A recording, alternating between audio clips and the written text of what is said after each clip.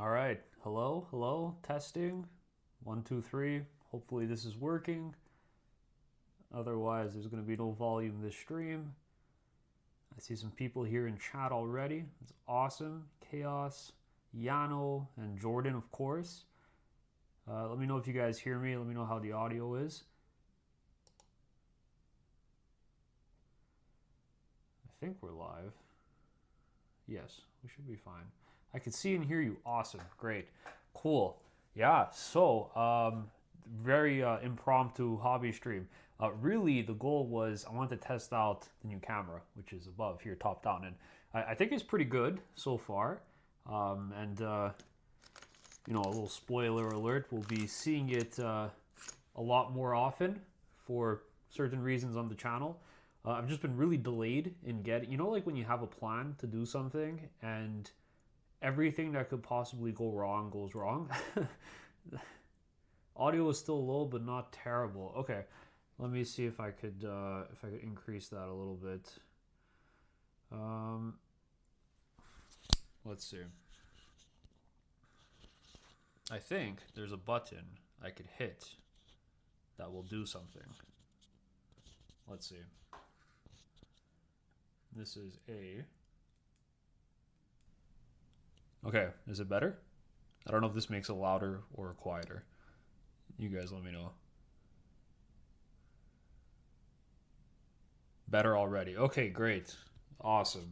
It's good that you guys tell me this because soon we're gonna have two microphones active at the same time on the channel. Again, just saying, you know, I don't want to say why. I don't want to throw anything out there, but you know, soon we'll have two microphones active at the same time for an extended period of time with a top-down camera. So welcome. Oh, Lawrence is here too. Ryle. Damn. All right, we got full house today. How's everybody doing tonight? What are you guys up to? Have you tried the new detachment out yet? It's been a roller coaster of emotions for me since the announcement of Grotmus and our disappointing detachment. I've been like an angry child just watching everybody open up their Christmas presents and getting new and exciting toys to play with. And then I look at mine and I got socks or like an alarm clock. He's going to be communing with the Votann itself later. Yeah. Alice is here too. Awesome.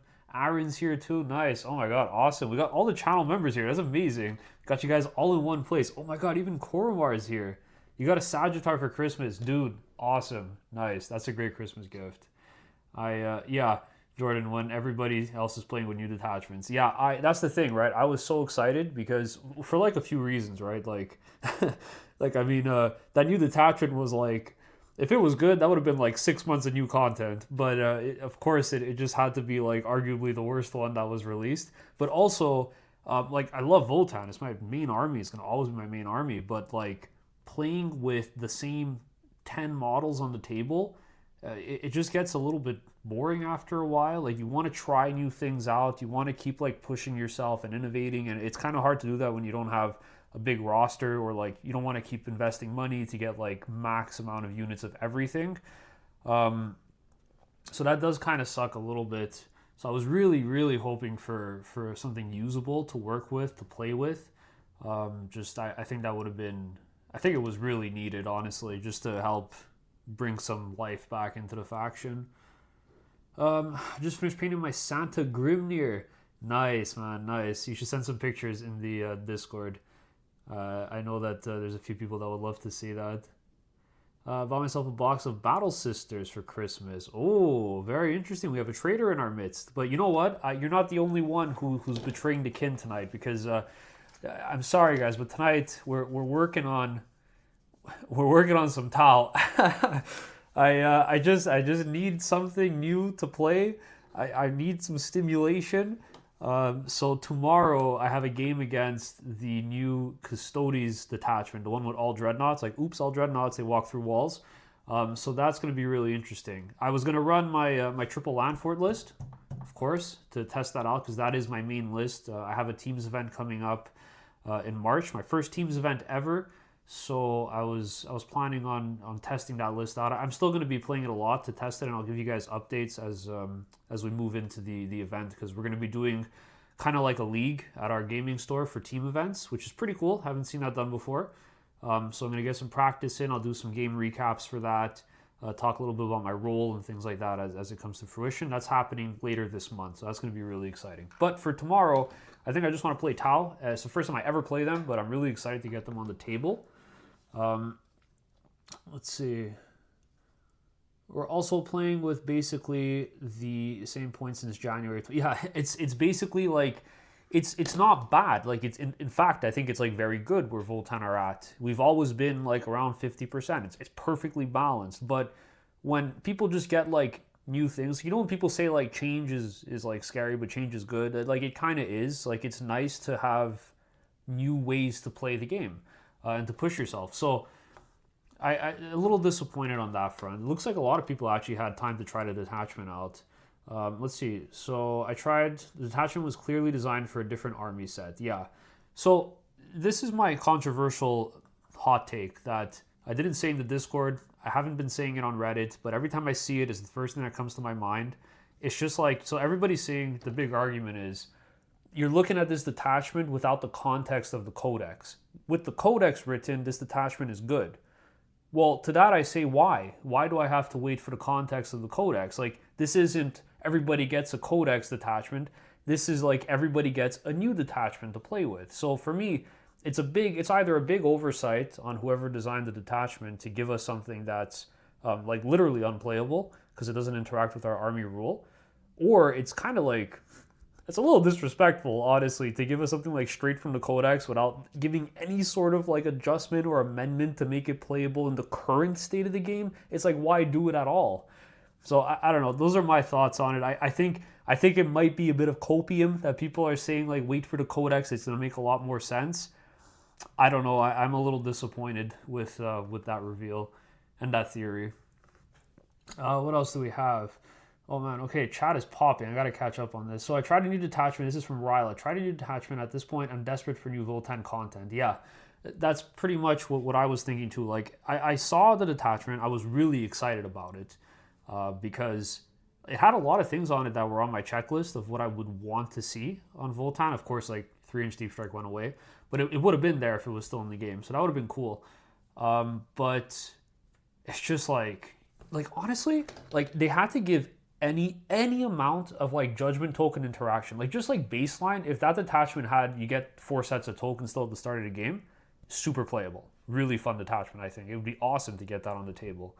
I think if they didn't want to do that, they should have at least put like, can you imagine if you take like a long list and a praising glare and slap it in this detachment? Now you got a list, you got a game, you got a detachment. Like you could actually play 40k with this and have fun.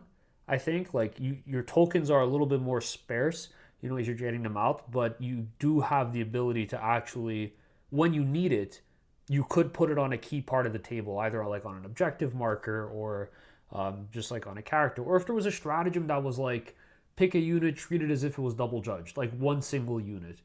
That could have been nice also.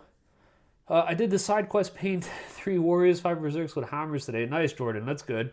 So, Jordan, I think you have like pretty much a full range now of the Votan, right? Like you got your 18 bikes, and it sounds like you're almost done your your 30 berserk hackathon, triple land fortress with the Magna Rail cannon dream, which honestly might not be that crazy in this looming meta that we're seeing come to fruition. Koromar, I'll pull some pictures once I'm done basing it. I 3D printed some little Christmas presents to put on the bases. Oh, that's really cool. That's awesome, man. I know that they've actually been pretty popular. I think it was, yeah, it's Dan. I think Dan on the channel has also put Dan Tran has put his pictures of the dwarven Voltan inside of the Discord. So that could be a good inspiration or reference picture if you're looking to get more inspiration on it. I convinced myself that it was fun. Yeah, I mean, I wish it was fun. I'm only playing Sisters because I don't have enough Votan to run a competitive list yet, but I have over 4k of Sisters. Votan is my newest army. Yeah, that's like kind of the thing, right? I'm kind of facing that problem with Tau. So I have like on the table, there's a bunch of things right now. I got my land fortress here. I got these pathfinders in front of me that maybe one day I'll get started on them. And then I have my CSM that I've been working towards. So I don't know if you can see these guys. These are my Iron Warriors. They're still a work in progress. So I have everything here that I would like to work on. They're all kind of at the same stage. Like these guys both have to be oil washed for the recesses, and then this has to be built. But yeah, same idea, right? It's like the problem is that you see a list you like, or like the meta changes, you know you need to make an adjustment to your list, and it's like a lot of the times if it's a second army or a third army even, you don't necessarily have the key pieces you need to make like a super viable list or a super competitive list or like a meta list, things like that. Like it'll always be a little suboptimal if you don't have that pool of resources to pull from, right? So if you have 4K of sisters, you could adjust to basically anything that happens, right? I think that's like with me with Votan. I'm like pretty good on that. I just don't have 6 Sagittars. I'm not going to buy them. I think that's probably going to be toned down a little bit in the codex if we get more models that come out. Wow, 46 views, guys. That's amazing. I thought this was going to get like 5 views. I do like doing hobby stuff. I just, it was never super popular on the video format, but I would like to do more regular streams now that I have the setup to do this. And for people that just joined, I'm testing out my new top-down camera, which should be 4K, I think, 30 FPS, and there's a reason that it's here. There's a reason that I got it. You'll see soon enough this month. Very excited for that because now I think I have everything to actually action the plan. Okay, so Boar says he likes the new detachment. Boar, what do you like about? Have you tried it out yet? Like, how did you find it worked when you fielded it? Like, I like it on paper, but then I just always come back to that same problem of, well, I could just do it better if I was playing Oathbound. Like I saw a list today online and it was like, oh, I'm like really enjoying this. This is the list I run. And it's like, yeah, like if you just run as an Oathbound, it'd probably be like 60% better. It's the same exact list. So I think that's interesting. I really hope the next unit of Voltan are exosuits or mech type units. Like, okay, I do actually think that there's going to be exosuit units coming. We only have one with that keyword. And I doubt that they went through the effort of designing the keyword just to have like that one unit. I'm really hoping we get like can you guys imagine? Think of like you ever play, oh my god, what's that game called? I'm so tired from work. What's that game called? BioShock. The first 2 BioShock games in Rapture. What are they called? Oh my god. Is it like the Big Daddies or something? Yeah, like with the drill arms, those guys, like I could picture that aesthetic kind of like changed a little bit to fit like Voltan aesthetic, like Voltan style. But like that, yeah, Big Daddy, there you go, is the Big Daddy. Yeah. So I could picture that as being kind of like the mining, industrial, kind of like mini dreadnought that we have in an exosuit. So that would be my guess as to what we're going to get. I really hope we get something like that. I need more guard, but I enjoy the extra AP blowing through orc squads off the map with AP and rapid fire. Yeah, honestly, yeah, like it's probably good into orcs. I could see that, and orcs are pretty good right now. I still just, I don't know, man. Like, I gotta try it. So here's the thing: I only really get about like 1 game in per week, like 1 good competitive game in per week at the store, and it's like if I go and I run this, I run the new detachment. It's like I'm not really doing myself any favors because it's not, I know it's not going to be like that great at the high end table if I ever make it to one, but like I just don't think like it's worth the time of like trying to practice it for me. But I might have to just get it on. Like I was gonna spoil something. I was gonna spoil something for the channel, but I might just have to try it out. And if there's enough demand to actually see it what it looks like, then yeah, I'll play that and we'll see how it does. Have y'all seen the exosuit design someone made? I'd love something like that. It's the cockpit of a fortress. Yes, I saw that. I think, wasn't it like mixed with a Sagittar as well, I think? That was the, wow, 60 views, guys. That's amazing. Can we get some hearts and some likes in chat? That's awesome. That's really, really cool, guys. Yeah, I get more views on the hobby stream than when I'm doing the competitive talk. It's so funny. So yeah, I've seen that. I've seen that. I think it was in a White Dwarf magazine, right? Like that picture. That was pretty cool. It's a little too Transformers for me. Personally, I do like it more grounded, a little bit more grimdark. And I think like so like take the Land Fortress, right? For example, this guy's not finished being painted. He just has like his three colors on for an event I played at. But like they nail the industrial mining complex look, right? Like you look at this and you could tell it's been driving through through caverns, through caves. Miners are getting out, they're disembarking. They're you have like this cannon at the top that's probably just like beaming into rocks to get whatever minerals they're mining. I just think it's like really really well done. I've seen some people call it oh my god, what's it called? What's it called? Not cyberpunk. NASA punk. There you go. I've seen people call it NASA punk, and I am very inclined to agree with that. I do think they have like that exploratory pioneer in outer space kind of look of like, hey, we work for this corporation where we're gonna go gather resources on this like tyrannid infested planet, send our best tanks, send our best guys, and get everything for the kin. So that would be cool. That's actually the lore I had for my Crusade army that I had tried out this year when I did my first Crusade ever. That was pretty cool. It would be fine if the codex was coming out very soon, but it probably isn't. Yeah, Cormier, I agree. Like that's the thing, right? It's I look at the pipeline and I'm like, yeah, we're gonna wait. Like from the date they even announce it, it's gonna be 3 months from that date, and they haven't announced it yet, so it's at least 6 months minimum. I know Jordan was speculating is gonna come out in the summer. I see Voltan as a winter army, but like maybe they're just saying forget the timeline, put it out early. So that could maybe work. I know like the fake leaks had put Votann this winter as well, and I do think like it makes sense thematically, but maybe they'll save that for Space Wolves. If they allowed cows to judge at the end of the movement, I think it fixed the detachment may break index.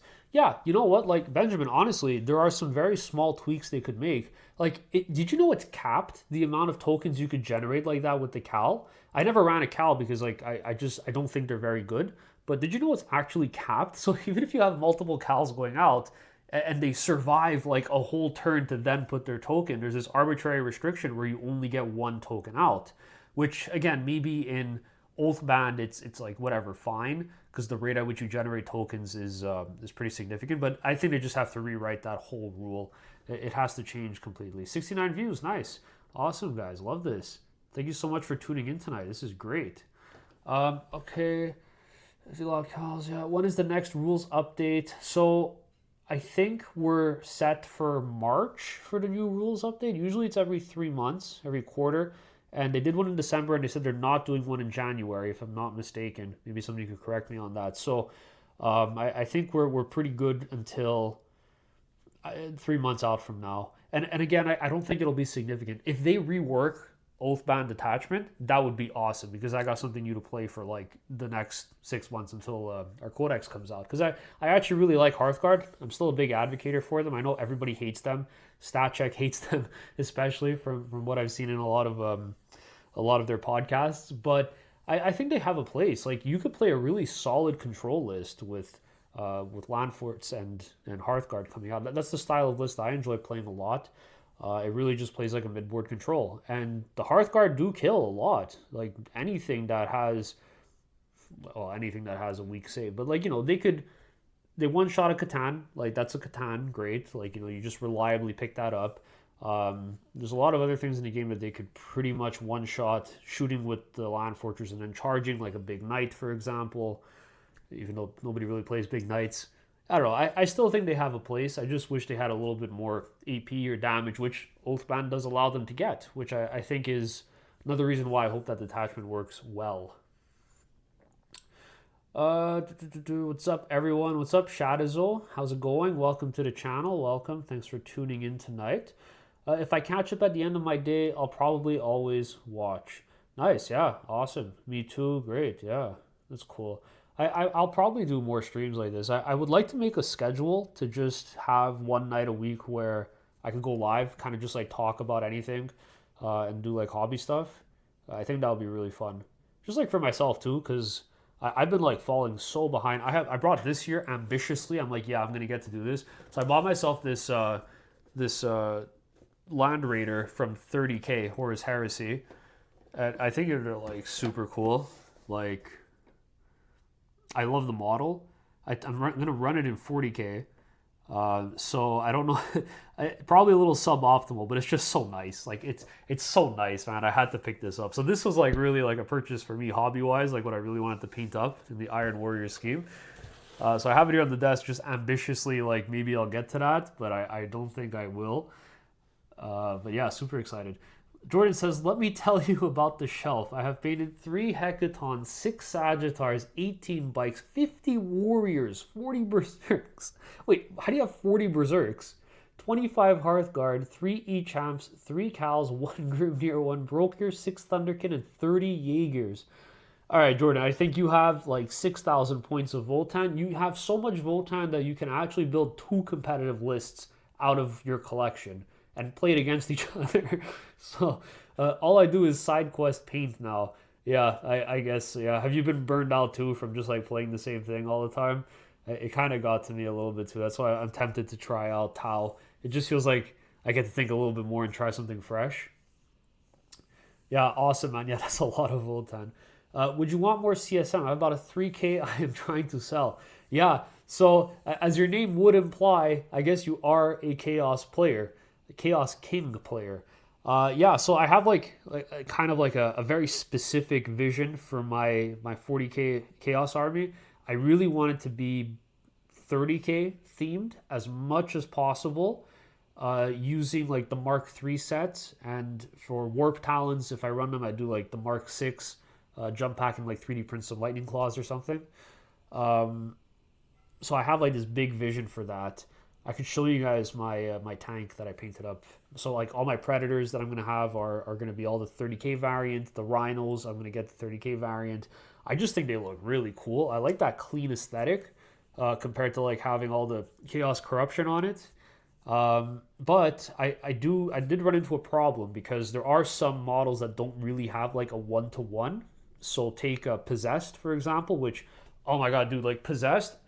So here's another funny story, okay? I'm getting really sidetracked. I haven't even touched the pliers yet to start working on this. But here's another funny story. So this was like maybe 6 months ago when I first started getting like the itch to start looking at CSM, because I came across Renegade Raiders and I was like, oh my god, like these rules are awesome. This is so fun. Like you get to advance, charge, and come out of the transport and like reroll hits and wounds and get back into transport. It's like Drukhari, but like Marines. And I tried getting into Drukhari, but I just really couldn't stick with the aesthetic of it.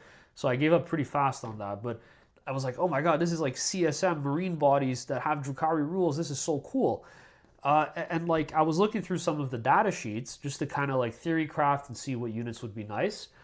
Thoughts on our White Dwarf Crusade rules? I'll get to that in a second. I do have some thoughts on it. What was I saying? Yeah, so I was looking through the data sheets and I'm like, oh my god, like Possess, like what is this unit? This is insane. They move 9 inches. They're T6, 3 wounds each, 5 up, invuln. They have 4 attacks each, strength 5. I think it's -1, 2 damage, and then they have devs on their attacks. So you could do like 2 damage devs, which is like pretty crazy. And the thing is that at the time, nobody was playing these things. And I'm looking at that and like maybe it's because I'm a Voltan player, so like I'm starved for melee speed. But I saw that and I was like, oh my god, like if I could take this, I would take like 10 of them. This is amazing. And then there was an article that came out more recently, maybe like 2 months ago, on Warhammer, and the lead author on that article was saying how he's been testing a list that was running 30 Possessed for his Iron Warrior detachment. And he's like, these things are like insane. They're unkillable. They're fast as like crazy fast, and they do a lot of damage. So I really like them, and now everybody's running them inside of like all the detachments you can get. Like Creations of Bile runs them. You're seeing them in Renegade Raiders a little bit. I would run them in Pact Bound, because in Pact Bound you have a strat to make them undivided, of course, and then you reroll all your wound rolls. So like I did the math. I wish I could do the math for other armies on the channel sometimes, just to show you guys like how crazy some of it is. So I did the math on Possessed, And a 5-man possessed could do up to 12, like on average they do 12 mortal wounds, like 12 dev wounds to your target. Just dev wounds, they do 12 dev wounds to a target, like just clean. You don't take any saves, you take 12 damage, boom, kill an armiger, one shot. You don't even have to like land anything, you just, like, they don't take a save, you just 12 straight through. And then you double that to a 10-man brick and you're looking at 22 to 24 dev wounds. So it's just like, it's crazy. Like, I think they're so good. They're so fast. They're definitely going to get nerfed. I think the 10-mans are going to go up in points for sure. But I think they're really cool. Oh my god, I missed a lot in chat. Let's see. I'm at about 1,100 points so far, working on the money to get that 2K. Yeah, so Bora, what kind of list are you looking to get? Are you leaning more towards land fortresses or more towards the Sagis and the bikes? What kind of playstyle do you like so far? I think dwarves are pretty cool to play at lower point levels too. I've heard that the new detachment is great for that also. Like, you get like these super solid Hearthguard bricks that are just unkillable and do a lot of damage. Okay, so I want to get back to this comment. So Elden Scrolls 40k says, thoughts on our White Dwarf Crusade rules? Ever do much narrative Warhammer? So this was the first time I ever did a Crusade game in my life. It's something, and it was this year. I'm still in it right now technically, but it kind of got messed up with holidays. So this is the first one I ever do, and let me tell you, this is way harder than competitive 40k. I had no idea what I was getting into. This is crazy. Like, I gotta show up with like a notebook. I gotta like write notes down about who killed what, who died to what in the game, and like you have like secret missions, but you gotta have 2 secret missions. You pick one, or you pick 2 secret missions and you complete one of them. It's a lot. For like someone's first time, it's really insane. But it's been really cool. And I see the potential because I know you're supposed to start at small point levels and like work your way up to 2K. This one just like threw you in at 2K right away. So I think for me, because it was my first one, a bit overwhelming, but I really found it fun. If I had to run my own crusade, which maybe I'll do, maybe we'll do that on, I got almost spoiled something for the channel again, but maybe we'll do something like that. And I'll just say, like, we're going to be doing battle reports on the channel soon. So maybe we could do like a crusade like league, like a long-term crusade thing, like a mini series on that. And there are some rules that I would change, but I think thematically, like, it is really cool. You just get to, like, if you go in with the mindset of, I'm not playing competitive Warhammer, I'm here to actually just tell a story, I think you enjoy it a lot more, because there are people, I've noticed, there are people that are more competitive in Crusade than in regular 40k, which was a bit of a turnoff for me. Like, meta listing in Crusade, it's a bit cringe. But if you go in and you're like, this is a story that I'm building with my list, and they're doing this thing, it's awesome. Like the White Dwarf rules, for example, I just used those. I didn't bother getting, there's like 5 rule books. I didn't bother using the other ones. I've just been doing whatever's in that book.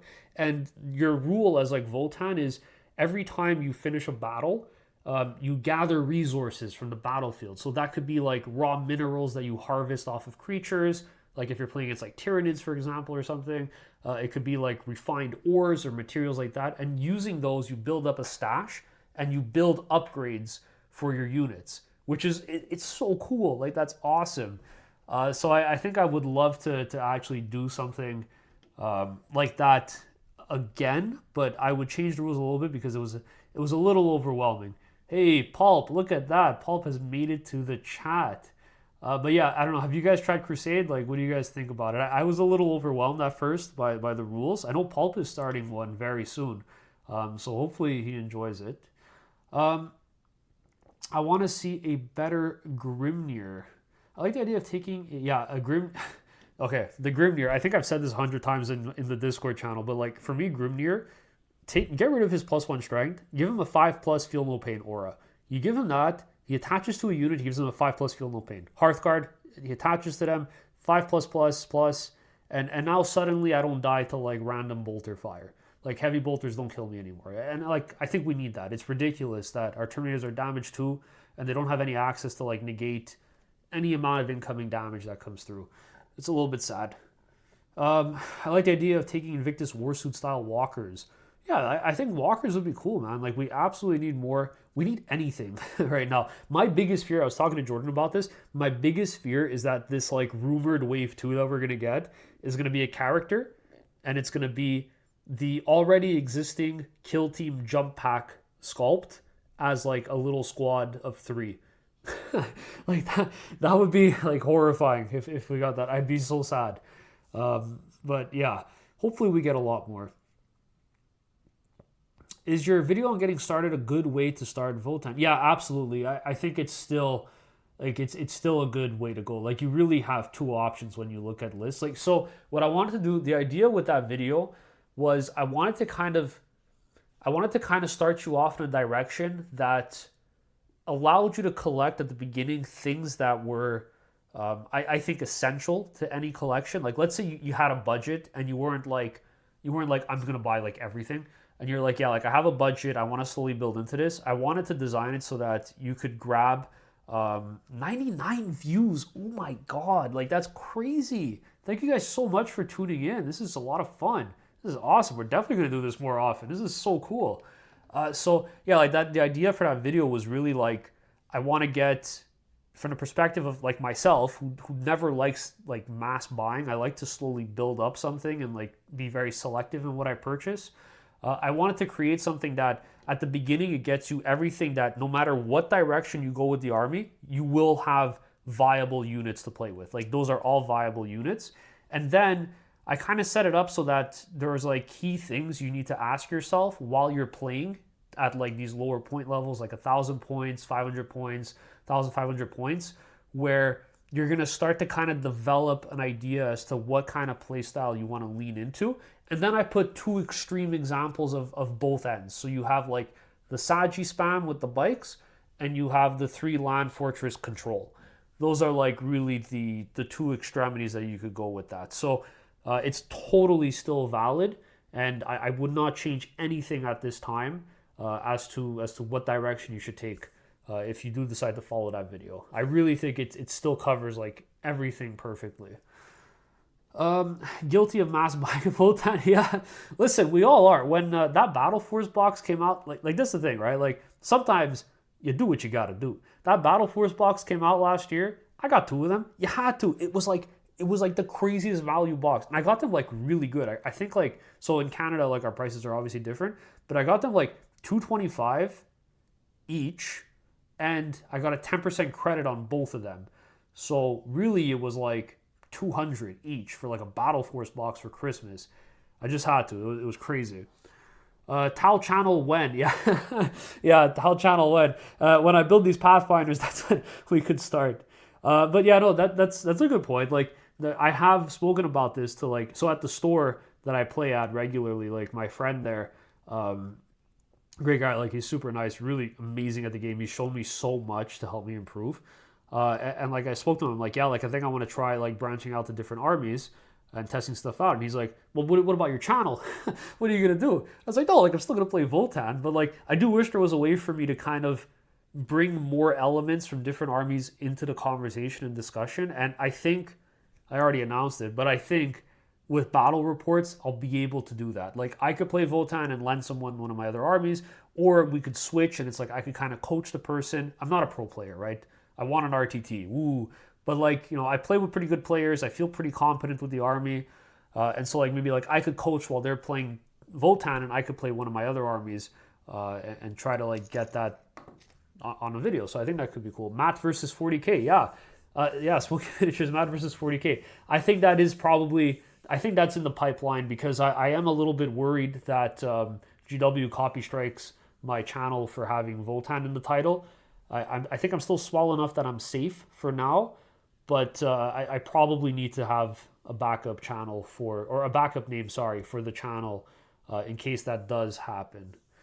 I like the idea of going through other armies so you could better prepare to face them on the table. That could be a good way to do it as well, Lawrence. Like I think that's a great idea. Like I could do, I know Art of War has like their kind of like know the enemy videos where like they talk a little bit about what the detachments do and things like that. So that could be fun as well. And admittedly, like I said, like I'm not a pro player. Like again, I want an RTT. I play at RTTs. I still haven't been to a GT yet. I've only been really playing competitive for a year. And crazily, in this year, there are armies I still haven't played against yet. But I'm really hoping this year, as part of like goal setting, is to get way more exposure to some of these, like go to GTs and things like that.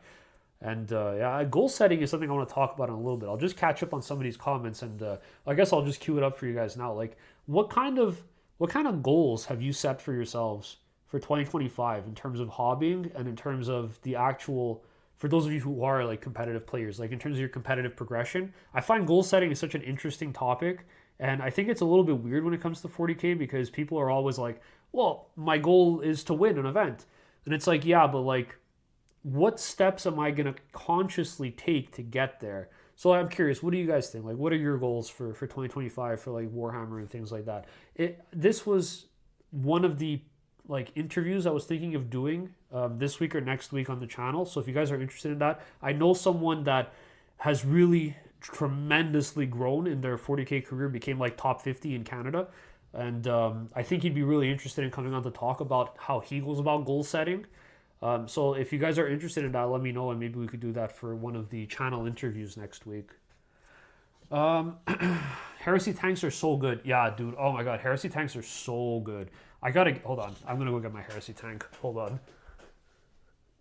Hopefully I don't tear down all the lights while I'm getting it. Oh my god, yeah, they're so sick. I gotta make my way back. Okay. This is my Predator Destructor. Look at that. Oh my god, dude, they're so nice. They're so nice.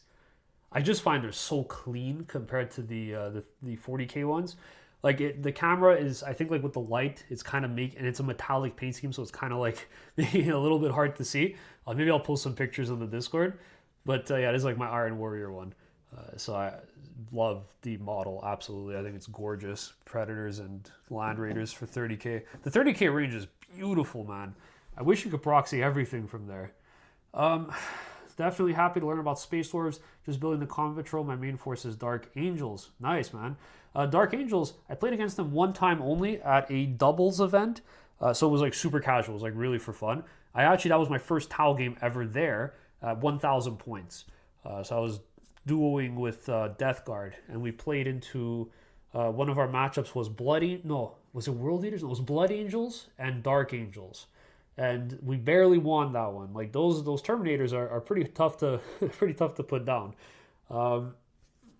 Any plans on playing in a GT? GTs are a huge upgrade in competitiveness compared to RTTs, at least in my local meta. Yeah, absolutely, Benjamin. Yeah.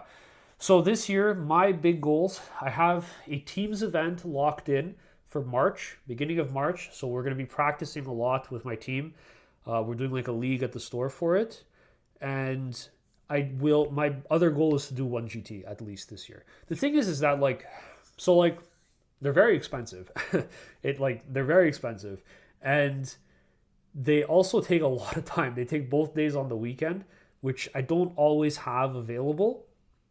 But I do want to go. I want to go to at least one this year. And I want to place in like the top half at least for like my first GT. That would be my goal. Like just have like baseline competence going in. I want to place like at least in that top half for the first GT. So yeah, definitely in the pipeline, and I can't wait to make a video on it. I was supposed to go to one this year. I think it was in November, but it fell on my birthday, and I was like, I had to make that choice. Like I don't live in my hometown, so if I go to my hometown, I have to choose between, do I go to this event or do I see my friends and family that I haven't seen in like 3 months? And I was like, yeah, like I'll see my friends and family, and I'll catch a GT next time. But I love RTTs because they're really fun. It's quick. It's one day. It's like $30, and you actually make your money back when you win, which is pretty cool too. So I've been really enjoying RTTs. We have some pretty good players at our store, like who are coming in now from a little bit more in the area, like in the Ottawa scene. They're coming up to play at our store now as well. We have people from Canhammer. So the competition is pretty high. Rock and Stone, John, Rock and Stone, thanks for tuning in. Do you feel differently about Thunderkit now that we're approaching a vehicles meta? That is an excellent question to ask because I was thinking about that today. And you know what, man? Like, I think that is an interesting question. Because here's the thing, the biggest problem with the Thunderkin is that they don't ignore cover. So against Marines, if they pop AOC, you're AP 0. Doesn't matter how many wounds you get through, AP 0. Not great. So, like, man, if there was a way to make them ignore cover, like they'd be viable. And you know, weirdly, they might be good in the new detachment because they get an extra AP, right? Or is it just Hearthguard? They reroll their hit rolls of 1 at least, or is that just Hearthguard 2? I don't even remember. And then they're independent from tokens because if you have an Iron Master attached to them, then you ignore the token system altogether. You're hitting on you're hitting on threes, wounding on twos. So I think that could be interesting. That might be worth exploring. I know a lot of people are saying it's a tank meta, and I think like with Custodes, especially now, it's going to be a tank meta. Like you do need to be able to delete tanks, and there's a lot of 3 wound infantry. That's the other big thing. Like 3 wound infantry blocks are super annoying to deal with as Votann. I think like what do we have for that? Like land fortresses at damage 4. We don't really have great blast that deals with that on marine bodies especially. I think the Thunderkin might be a little interesting. I think I'd be curious to see. So I know like the Nottingham Major is coming up. That's like the next big one. Then it's LVO. I think those are going to be two very good indicators, obviously, as to where people at the high end tables are expecting the meta to settle in. So maybe we'll do a video on that. I think the lists are public. I just have to find them, and maybe we could do a video on that and just kind of look through some of the Votann lists, like we did for the World Championship that we covered with Jordan and Dan and Sam on the live stream. Rock and Stone, with it now being the new year, what new models or unit types do you think Votann need with the new codex coming eventually? It would be nice to have.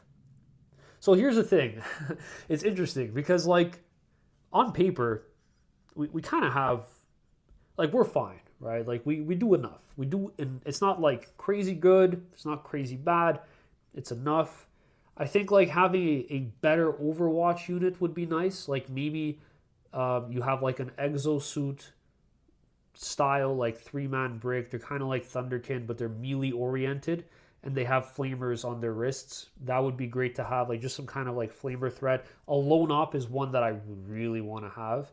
Like just give us that, you know, the jump pack guy in the kill team kit. Give him that. Like give us that. Whatever. I'll spend $60 to buy the rest of the warriors. Just give me that kit. Give me some rules for him. Lone op character, and I'd be pretty happy for a little bit. I think that's a big one. What about you? What are you hoping for? I own Robert Lewis. I own 3,310 points of Votann. I have built 3,230 points. I finished. Wait, we're. Oh, okay. Sorry, I misread that. I thought you built more than you painted. I was like, who are you building these for? I have finished painting 560 points, and my pile of shame is all the models I haven't painted or finished yet. Well, Robert, you have at least 6 months before the codex comes out, so you know you got time, but you better get on that. Ryle says, so I just actually started with 40k a couple months ago. Votann is the first army I'm building because I love dwarves. They're my shit. Your videos helped me a lot as a beginner and started with Leagues of Votann. Thank you so much, Ryle. I really appreciate that, man. I was in a very similar position to you. That's the whole reason I made the channel. I just like, when I start something, I become obsessed with it. And I was like, I need more. I need more Votann information. And it was nothing. There's like no faction guides, nothing. So I'd come across this article that was talking a little bit about the math. And I was like, man, like, I wish there was more of this. So I was like, I'm just going to make one myself so I can just talk about it. And then a year later, about here we are, live streaming on YouTube to 132 viewers, just like crazy. Again, guys, amazing. Like, thank you so much. Let's see. Got your cameras. Yeah. Hey, Peter, how are you, man? Thanks for tuning in. It's great to see you. I'll be playing against you tomorrow. You'll probably be facing my Tal. and maybe not the Leagues of Votann. We'll see. If I build these Pathfinders. If I build the Pathfinders, then we'll get to that. We're so ready for mat reps. Yeah, I'm ready for mat reps too. It's about time that it's been a long time coming in the pipeline. It's just like the logistics of getting everything set up has been crazy, man. Like you have no idea. But I think we're good now. I think we're in a better spot to get this done. I'd love to play it on RTT, but switching back to Voltan from Death Guard, I got to get some practice in. Yeah, I mean, like the thing with Voltan is like fundamentally, it's an army that just plays the game like super well, like just like a totally normal game. So as long as you have, I think it's a great army to learn the game with. Like I am learning so much about 40k. I have learned so much just by playing something that doesn't have all these crazy rules. But now that I've learned a lot more about 40k, I'm a little bit bored because I wish I had these crazy rules that get me to do new things with the army. Custodes versus fish. Yeah, you're gonna cut some fish up tomorrow, Peter. Or I may have done the math, and it looks like 10 breachers out of a devilfish rerolling wounds with lethal hits and grenades on average just about kill a Telemon. So just watch out for that tomorrow. Concussion mauls are 3 damage, not too bad. They hit on 4s. Yeah, I mean, that could be the answer too. Like, what's probably going to happen realistically is if we shift to a tank meta, we're going to have the 6 Sagittar build come back. You're either going to have the 6 Sagittar build come back and you'll be taking 3 squads of Maul Berserkers, or you're going to run something like Tim Schneider's list, which had like 20 Berserks with Mauls. I think that's what's going to happen. So it's going to be one of those 2 options for sure. Like the Berserks are a perfect answer to a lot of these infantry that want to fight and duel. With their feel no pain, they just have a little bit more survivability. You trade a little bit better. They fight on death. So I think that could be really nice as well. Painting the Hearthguard, our new detachment sucks. Yeah, Michael, that's the unfortunate reality. I was watching today StatCheck's podcast talking about the state of the meta for Nottingham, and I was getting so jealous just like hearing all these people having fun with all these new detachments, and I'm like, like the real dwarf I am. I'm like, come on, like where's my detachment? Where's my fun? So that's funny, very on point for the kin. We don't forget what GW did to us. I love RTTs too from Jordan, but to be honest, I think the best events for Warhammer is teams events. You play 2 games a day, 4 rounds, and you have a bunch of buddies. You get, oh, it's only 2 games a day. I didn't know that. See, that's a lot more incentivizing to me. I just like the thought of doing 2 big days of games is exhausting to me. But if it's only 2 a day, that's nice. I kind of like that. It's a little bit more relaxed in terms of the schedule.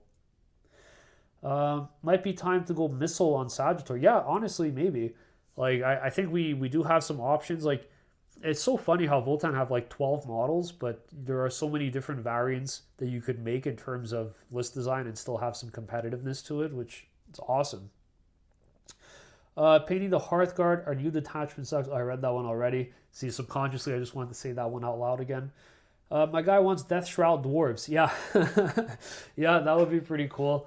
That would be pretty cool. Death Shroud Dwarves that have anti-infantry 2 on their flamers would be great. Or is that just the flame mower guy? I think it might be him. I gotta ask Sam. Sam plays Death Guard a lot. Maybe an Ironkin, but Dreadnought size. Yeah, like for sure. I don't want them to just like take the Ironkin and like upscale it, and then he has like that little dome head. It looks so silly. Like I would prefer they actually build something like I don't know if any of you guys have seen. I think it was last year. Mini Wargaming came out with their own line of figurines of miniatures, and they have a dwarf range in space. It's a little bit too detailed for my taste, but I like that general direction of like it has this stone carved face on it in metal of like as you would picture some kind of sculpture in a wall inside of like a dwarven hold. I think that's the direction I would prefer seeing it, just like really cool and badass. If you want crazy rules, Tau may not be the best option. I don't necessarily want crazy rules. I think I just want...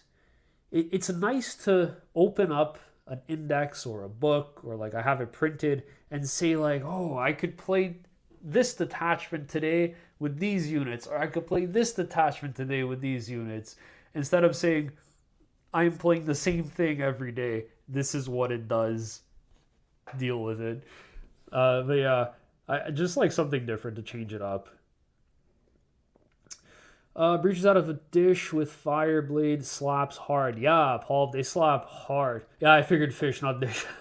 Yeah, they slap hard. I did the math. They're like really good, especially with lethal hits. And if you use the stratagem in Monka where you shoot a target that had killed something, you give it reroll all hit rolls. it gets like pretty insane really fast. All the Death Guard flamers have anti-infantry 2 or 4. Yeah, like it's insane. I remember I played against Sam, who's on the channel pretty regularly for like our live podcast conversations. Um, he plays Death Guard, and one game that I had played with him, I got my Hearthguard out. He overwatched with 5 Plague Marines, and he obviously rolled a little bit hot, but he picked up 3 Hearthguard with like a squad of Plague Marines in Overwatch. It was crazy. It was crazy. Um, have you read our book yet? High Cal's Oath. They mentioned some Embraer corpse collectors. Maybe there'll be a new model, maybe a meta character. No, that'd be cool actually. I haven't read the book. Um, Jordan keeps telling me to read it, and I had this idea to maybe do like kind of like a book club on the Discord. I'm a little bit late because it came out a few months ago, but that was something I had in mind, kind of doing like we go chapter by chapter each week or something like that. Like just have a little discussion inside of the Discord. That could be really fun. Um, haven't read it yet. It's on my list. I'm currently making my way, so I'm almost done the Horus Heresy in full. I have 2 more books left in the Horus Heresy, and then I'm going to start Siege of Terra. But as like a bit of a palate cleanser, I'm reading the Witcher series now because I really, really like that whole world and ambiance. But the High Cal has to make his way in at some point. It's a travesty that I haven't read it already. It's an insult to the kin. The ancestors are furious at me. That's probably why we got a bad detachment. It's because I haven't gotten the High Cal's Oath book yet. Man, I'm solid rock right now. Are you stroking it also? Thank you, Chunga. I'm happy that you're enjoying this stream so much that it's brought you such great pleasure.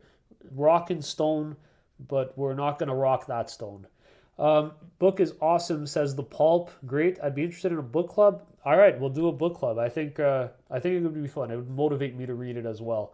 So I'll pick that up. Okay, I think I caught up to also in a book club reading the Witcher series. Oh, great! Look at that. I'm on the second book only. I'm only a little bit through, so no spoilers, please. But I just love the world. I've been playing the game too on my free time. Awesome, just like amazing world building, just like a great RPG. Okay, so let's see. 141 views. That's crazy, guys. You guys are just pouring in. I've summoned the kin. I forgot to even write a message in the Discord to get people in. Let's take a look at these Pathfinders. What do we have here? So I picked up my list is a little suboptimal for tomorrow's game. I don't know if Peter's still here. This is going to be to Peter's advantage to hear this insider scoop. But my list is a little suboptimal. I'm running, it's a little infantry heavy, because that's always been my playstyle. And I have 2 units of crisis suits, the Sunforged ones. I got 2 broadsides because they're like the whole reason I play Tau. I would want to start collecting Tau is just like how awesome they are, like visually, aesthetically. And I got 2 Riptides. Not a big fan of the Riptide aesthetically, but I got 2 of them. They're super strong. Why not? You need them. And then a bunch of Devilfish. 2 Devilfish and a bunch of Breachers and Stealth Suits and Pathfinders.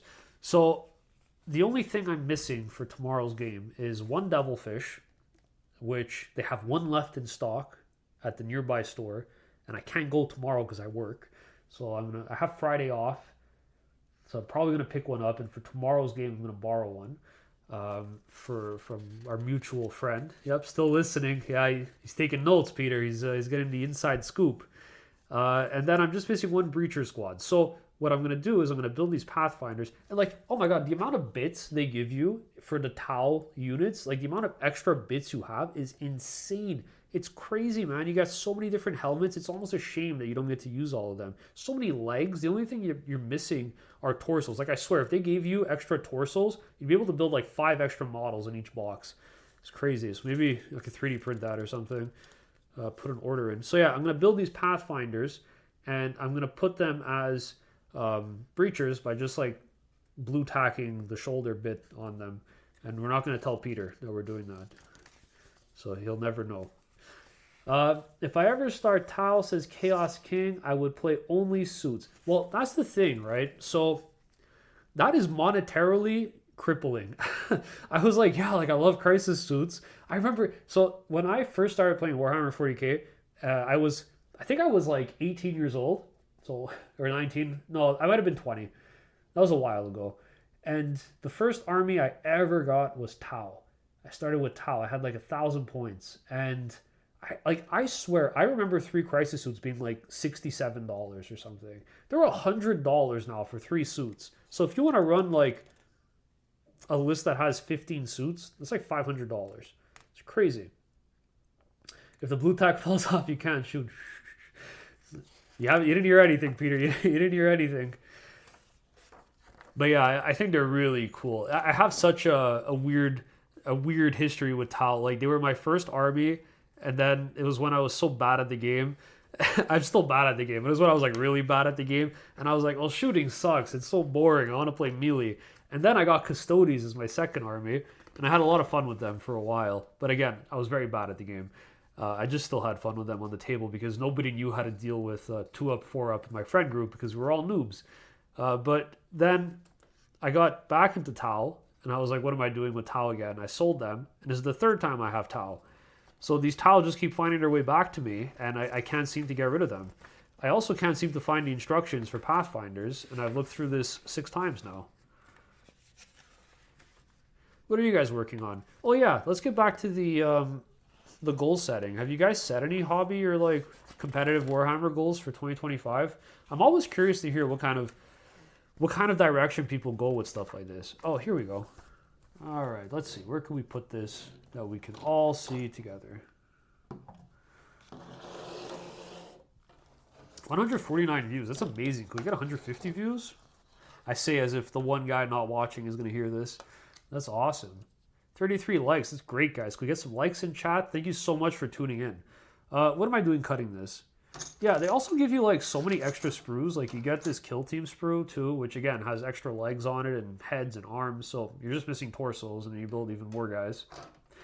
If you're going to play Tau, you're going to give up melee, feel no pain, invul saves, high strength weapons. Yeah, I am going to give that up, but God, it's just like, it fits my play style so much, man. I get so excited thinking about it. This is what we're going to do to Peter tomorrow, okay? We're going to put 1 Piranha out. We're going to put 1 Piranha out on the objective, and he's going to have to respond, right? He's running like 10 Dreadnoughts, 15 Dreadnoughts, 10 Telemons. He's going to bring 1 of them out there, right? Then we pop it. It's gone. I don't know if he's bringing Grav Tanks. I hope he isn't, but if you're listening, Peter, you should probably bring Grav Tanks. I'm sure you are already. But yeah, if he doesn't, though, then we're going to pop out and just get them. 3-0 RTT and get gold at painting comp. Got one coming up. Oh, nice, Peter. Wait, you got 3-0 at the event? That's awesome, dude. What was the list you were running? Was it the one you're going to play tomorrow? No, I'm scared. Maybe I'm going to go Votan. Nope, still shield host dreads aren't. Oh, okay. Okay. Interesting. Nice. I didn't know. I thought you were running the dread one. It looks really fun. It looks cool. But yeah, that's a lot of resin to print, my guy. Turn 1, throws 1 Piranha onto an objective. Checkmate. That is the game.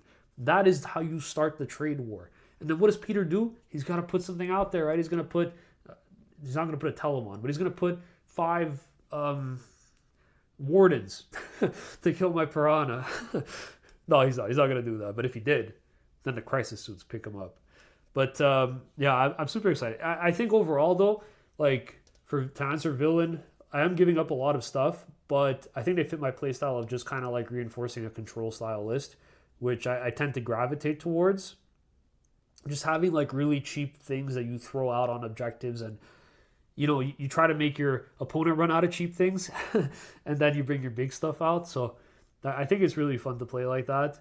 But it's not everybody's cup of tea, for sure. I do have CSM for that, right? Like if I want to play an aggressive army, which I want to get better at doing, I want to learn how to be a little bit more aggressive with like my push and stuff like that. So CSM is going to help me for that a lot, for sure. You want to get 3-0 this year, and okay, so that's Peter's goal. You want to get 3-0 this year and get golden ticket for the painting. Did you get the results back for that? I remember you had said you were working on the night, right? Did you submit that? Is it over? You have a very tactical brain. I think Tau will be good for you. Thank you. I do have a fish brain. I will relate to these fish people as well, and and pop the devilfish combo. Still working on it? Yeah, I think it's gonna be a beauty. Why is YouTube telling me to verify it's me? I'm literally signed in. Am I still live? I hope I'm live still. I don't see chat. Why would YouTube do this to me?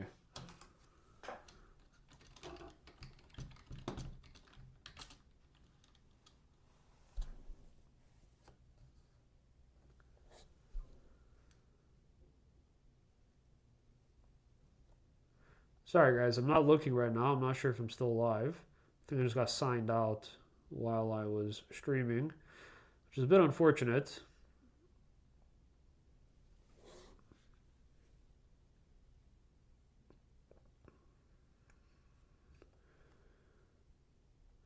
Yeah, I haven't been live in 23 minutes. Just catching up on chat and talking to myself. Yeah, we're back online. Wow, 155 viewers. That's crazy. That's awesome. Yeah, that was very weird. I don't know why YouTube did that to me. They're trying to shut me down. They don't want the towel to get a head start. Okay, let's see. What do we have to do? What did I miss? Fish, cow, commies. Yeah, absolutely. Everybody agrees. Or that was for my question. I'm trying to have a competition ready Votann for 2025 and play a lot so I got proficient. That's the goal. I don't care about winning. I'm so green into this game. That's all I care about is learning. Yeah, I think that's well said. The game is like pretty complex. Turns out there's a lot of stuff that goes on behind the scenes besides rolling dice. So I think it's a great game. It's really fun. And you're going to do great if you have that attitude of just always be willing to learn. Like losing games, you learn so much if you're open-minded about it and like just look at what happened and don't be mad that you lost and like see, yeah, I lost because I should have done this, I should have done that, and you just get better and better. Yeah. Okay, let's build this first Pathfinder. What are we looking at here? Peter, you have a lot of tanks. Do I build a rail rifle or should I go the ion rifle? I think I'll go ion rifle. Okay, so we got all these legs we got to do. So B6. This is like always the worst part. There are too many pieces that I will not be using on this sprue. What's up with you guys? Get any games in lately? Any new Votann adventures? Alright, we got the B6. We got the B7. 2 tanks and some bikes. I heard the bikes got a lot better. I'm not sure what they did to them, but I heard they got a lot stronger. Okay, I don't think I need any instructions for this part. I'm just going to cut all the legs out. Oh, but there are extra legs. So I should choose which legs I want. I don't like this one. I like this one. I'm trying to finish painting my army for a team event. Do you go to team events often? This is going to be my first one. I'm pretty excited. Peter, are you coming to that team event?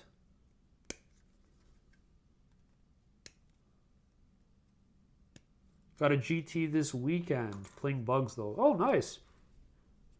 Is that in the Midwest, I believe? T7, 5 wounds. That's pretty good, T7, 5 wounds.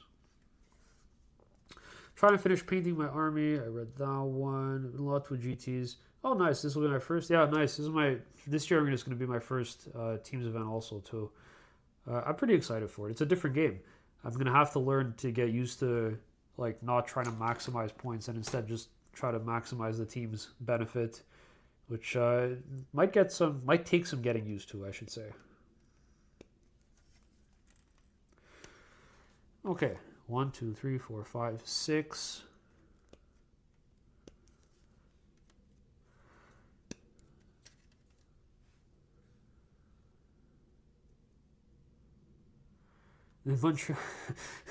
Don't say that, Peter. That's not true. That's not true. I always learn something when I play against you. Dude, you gotta try the orc salad. I heard they're pretty insane right now. Oh, that's right. He will be very soon, and you'll all be seeing it as well.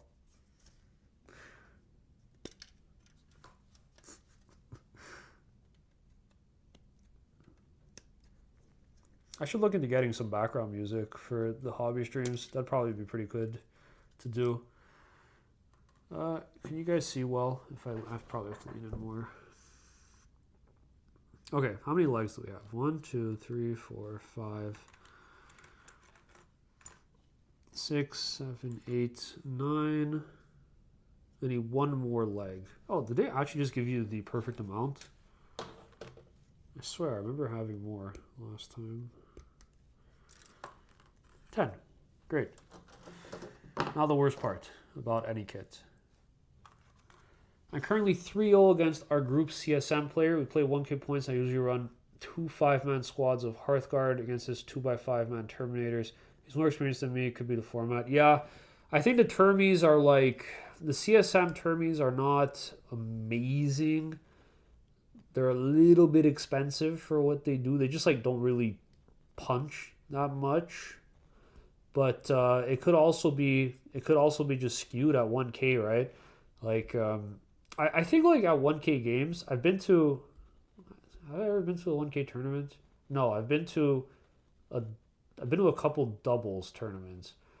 And 1K is a bit of a mess. I still think it's playable. Like you could have fun at a 1K game with friends, but it's usually very skewed. Like you either run like oops all tanks or like here's 100 infantry, and then most armies can't deal with it. But I think it's fun. I still play at 1K points sometimes. I have one of my friends who's relatively new. He plays AdMech.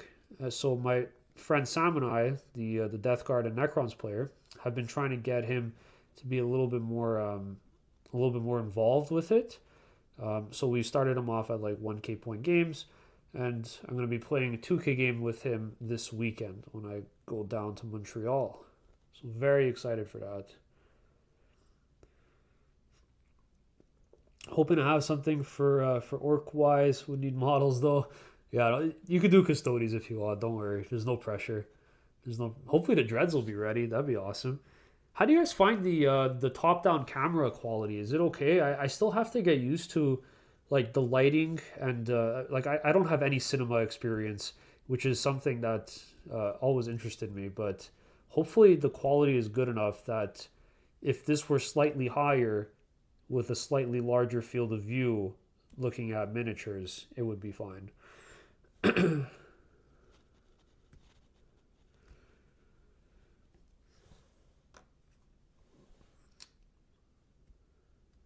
I noticed 1Ks are basically done by turn 4. Yeah, it's like you just have fewer things. Like the other thing is secondaries are basically unobtainable in 1K games is what my friends and I noticed when we would play them.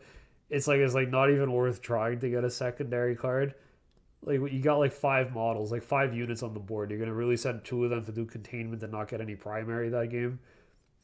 I wish that GW had more support for 1K games because it kind of just doesn't make sense from a business perspective. Most people when they start something, they want to dip their toes in, and I mean you do have a lot of people who would just like outright buy a lot up front. But in Warhammer, that's a lot, like a lot for something. So I wish there was more support for smaller scale games. I don't see why there isn't. It's like easy money, right? Like they could sell their own terrain board for that. They could sell their own like little board like they have with Spearhead for AOS. Make like a tighter rule set for it at 1K games. Maybe you take out secondaries, you just make them all fixed or something. I don't know. I think it could be fun. Just more ways to get people into the game. I just think the lighting is a bit bright. Okay, that's fair. We shouldn't have this problem with the light for games because right now I have it really close to me because this camera here is the one pointing on my face is really bad. It's a really old one. It's my webcam that I use for like work and stuff. I just didn't want to set up like the DSLR for this. I didn't have enough time to look into how to do that. But I had to put it closer, else I'd be like way too in the dark over here. It doesn't capture light well. It should be further from the table edge when we have like a board set up. So I think that'll be good. But thanks for the feedback. I'm gonna keep that in mind. Then I'll use this as like a reference for what would be like too bright. Your camera's a bit off. Plan on showing after. Got an image to show it. Okay, perfect. Thanks, man. Thanks. Yeah, let me know. You can send it in the Discord, and I'll take a look. Um, OR3, Detrod are best termies out of all. CSM ones are okay. Yeah, they're like a little overcosted for sure. Um, the Death Guard ones are good. I think for a game it would be fine. Maybe look into a filter for hobby streams. Yeah, that could be good too. If you guys have like any resources on like, because like to be honest, man, like it's a bit overwhelming. Like when you're looking it up and you're trying to find, I I had to use Chat GPT to determine what kind of camera I needed based on the height and like scale of the table, like what size a board is. So it like recommended this one. I ended up going with it, but obviously this is much closer than what is usually going to be filmed. Um, so if you guys have any resources on where I could learn like to set up filters and like what would be nice or appropriate and you have recommendations, let me know in the Discord. I'll 100% look into it because I'm still learning how to do all this, and I'd love to have like a bit more of like a professional quality to the camera for sure.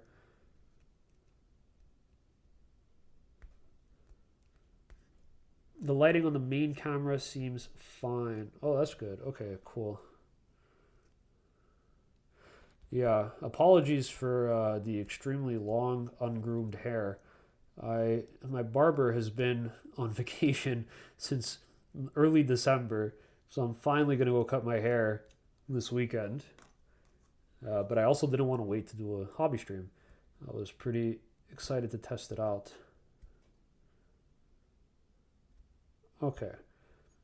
Yeah, I do you guys like building? I feel like nobody likes building except for me. It's very peaceful.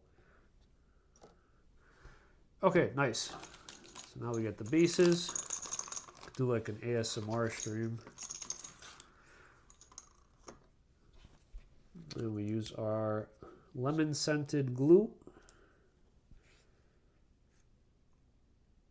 169 people watching me build Pathfinders that are going to be proxied as breachers. Thank you guys so much for tuning in. I really appreciate it.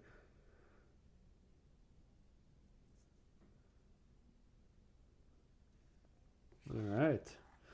It's one down.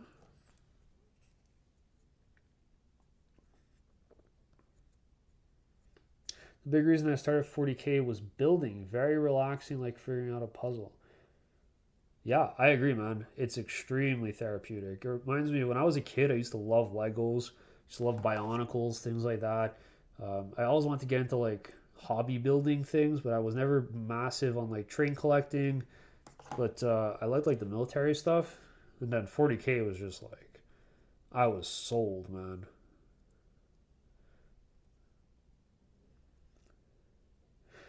I love building a kit the first time, building it multiple times. But yeah, I think that's a big one for sure. Yeah, I agree. Um, Jordan, least favorite kit? Is it possibly the 18 bikes you built? The bikes like really did me in for Voltan. I was like, I never want to buy another bike kit again. I only have 6 bikes, and I just don't have it in me to do that again. To sub-assemble paint, like, oh,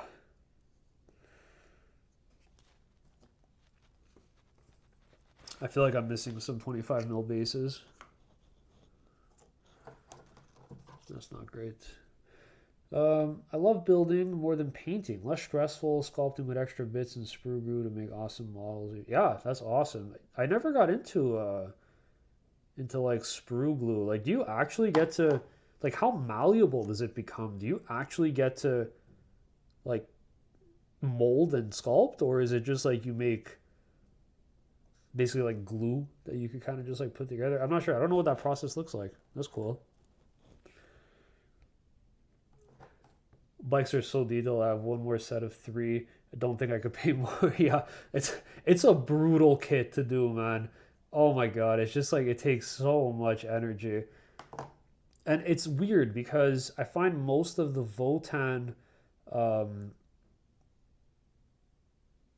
Votan models are really easy to put together. Like you think about Hearthguard kits, it's a breeze. Think about like warriors. I love the warrior kit.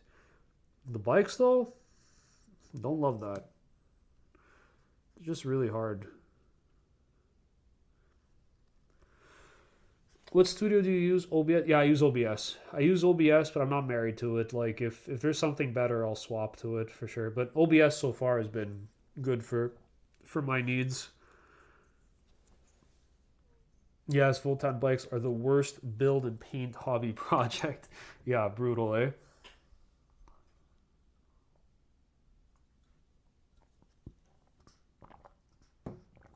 You said there was a Discord. Is there a link somewhere? Yeah, sure. I'll send you a link. So I include the link inside of every description of my videos.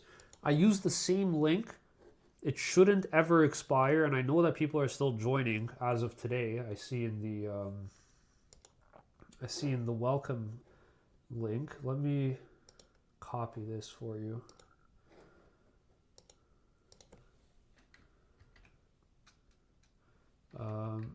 Oh God, that's pretty intelligent. You know when technology is so smart it becomes stupid?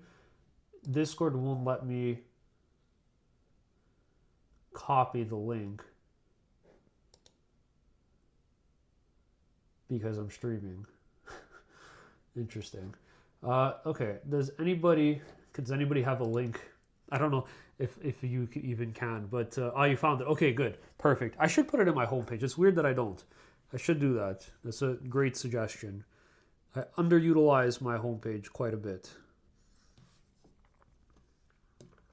Fill in gaps mostly. I cut up other parts from models, add them seamlessly with the goo. That's interesting. Okay.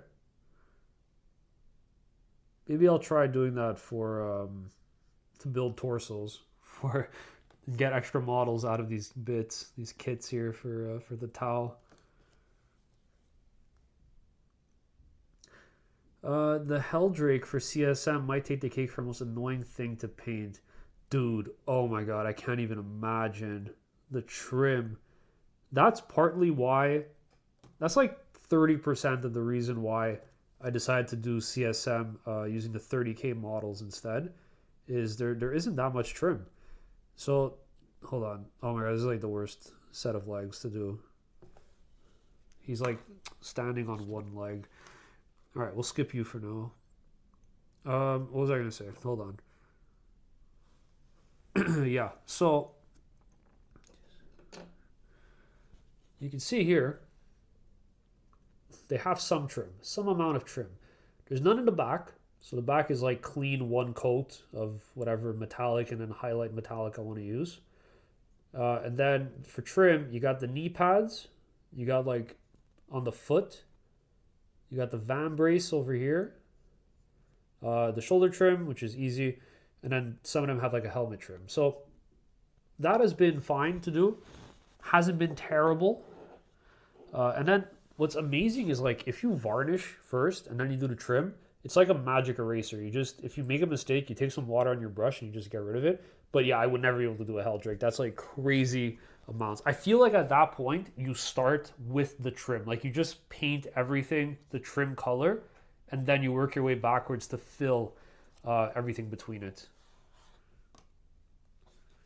Just finished basing my Santa, posted it in the Discord. Let me take a look at this. The Voltan pictures, I'd imagine. Oh, that's cool, man. That's nice. I like it. That's cool. Oh, you nailed the beard. The beard is sick, dude. Really well done. Even the snow, it looks so realistic. I always struggled with snow. What do you use? Is it like just custom made, or do you have like one of the hobbing pots for it from like Vallejo or something? Looks really good.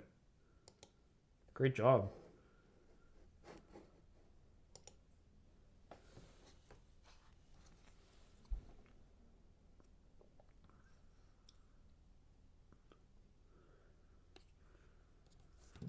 The Snow is Citadel stuff, really? Wow. My Citadel, when I had Thousand Suns for like that brief period of my life, and I wanted to do snow bases, did not come out like that. But maybe I was too. Oh no, I knew this would happen. I'm missing one base, one single base, and it's for the worst set of feet, the one that's like 1 foot off the ground. I knew I'd be missing one. I think I have spares. Let's see. Let's go on an adventure.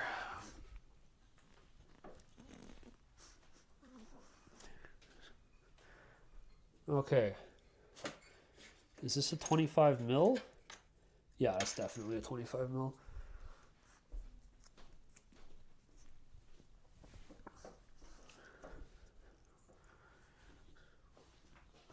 Okay. Nice. Okay, so set this guy up.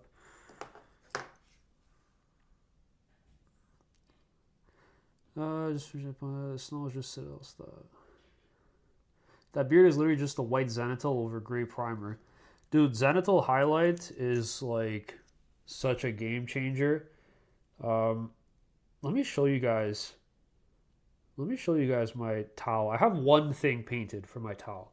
I still like am not 100% sold on the paint scheme for it. I don't know where I put it. Let me get that for you guys in a second when I cut out these chest pieces. But I'll show you. The zenithal highlight is really effective because I actually kind of use it for Voltan as well, specifically for their faces. And then after you put like a contrast paint over it or a wash, and it just creates this beautiful effect super easily for skin. But yeah, that's pretty impressive, man. It looks really good. I left it for last, decided I really liked it. Yeah, no, it came out beautiful, dude. It's really nice. The technology of Tau makes us stronger. Boop, boop. Yeah, it makes us stronger. You know, Votan do trade with Tau, so technically I haven't betrayed the faction. This is just an investment. Okay, what's the next step? 10 chests. All right. Oh, God. Can I, like, twist these out?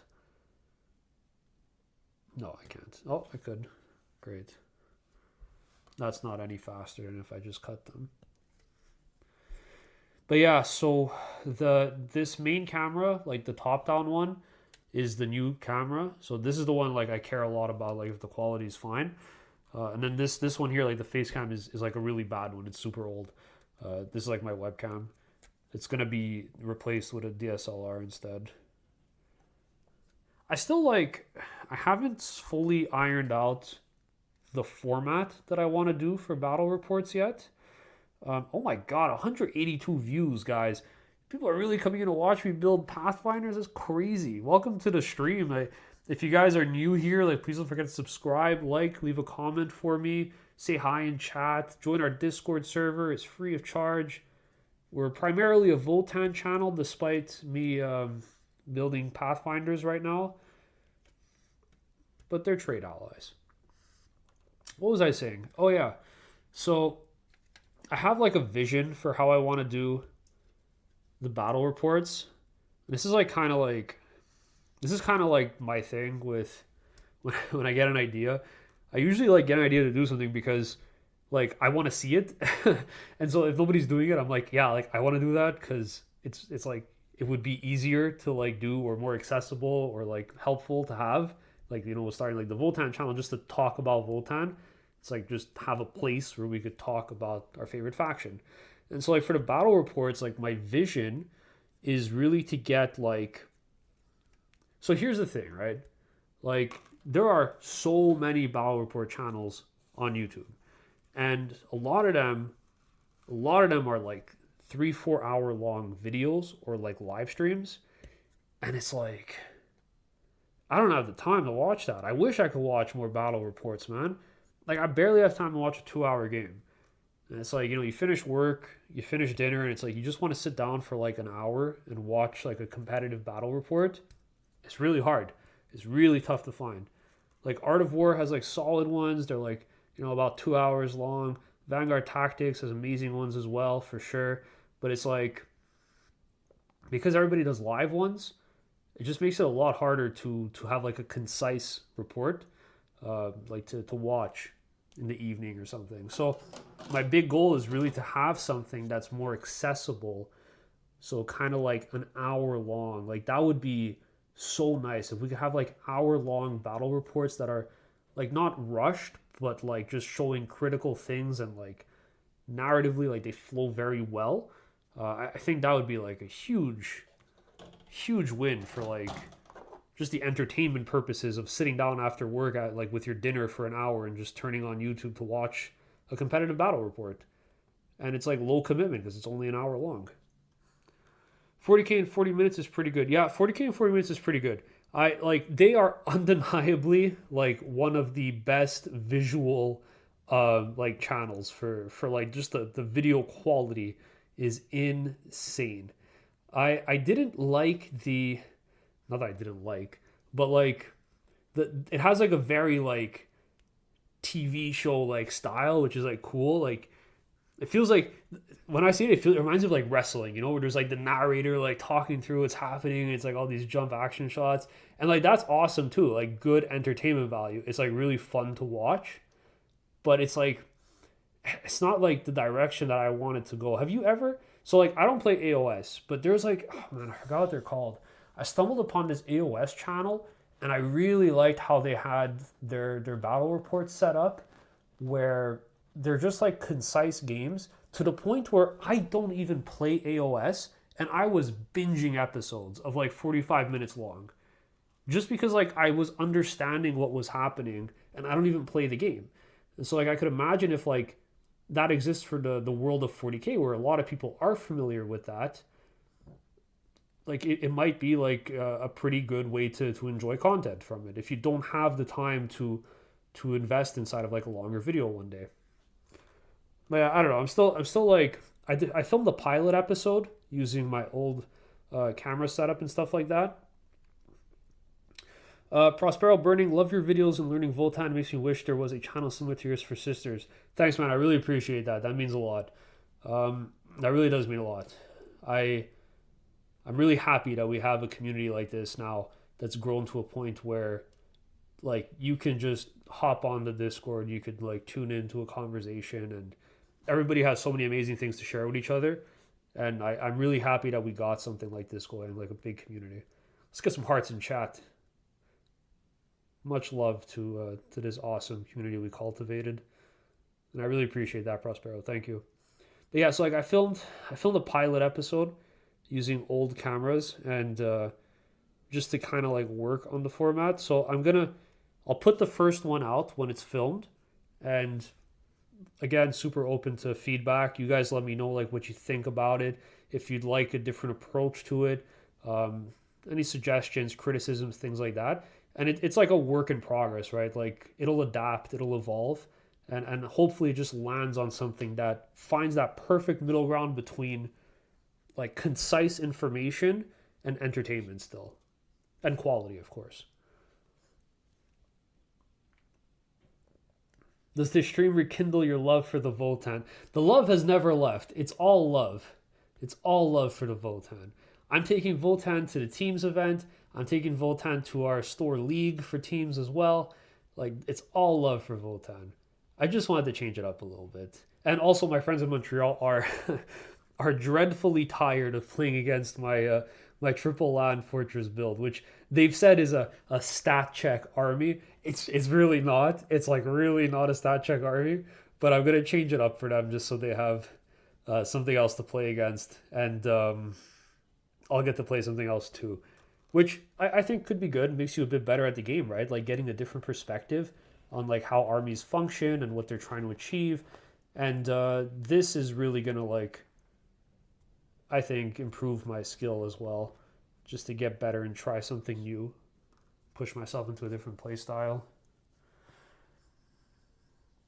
If you want any feedback, I'm always there. Hit me up on Discord and we can chat whenever. Thanks, man. I really appreciate that. Super kind of you. I'll have that video up. It hasn't been filmed yet. There were some delays. My camera got lost in the mail, such as always something.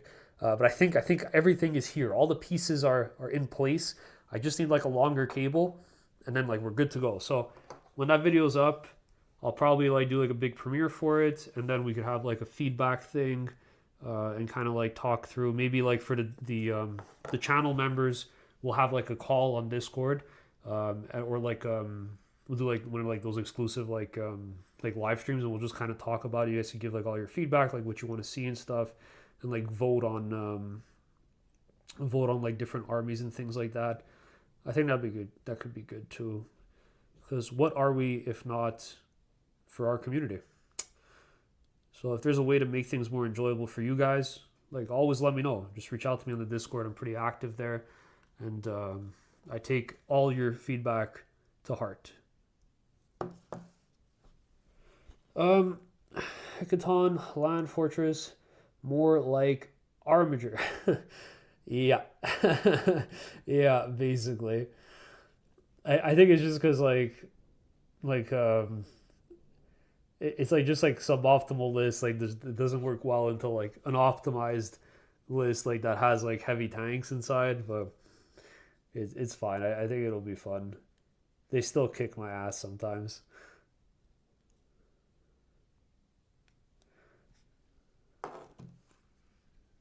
Planning to do the same with orcs. Planning to do what with orcs, Ethan? I might have missed your first comment on that. What are you looking to do? Dude, I don't know if I'm setting these chests up correctly. I feel like this guy needs to be like at an angle. These kids are pretty old, I think, for Pathfinders, but they're not terrible. They don't fully show their age.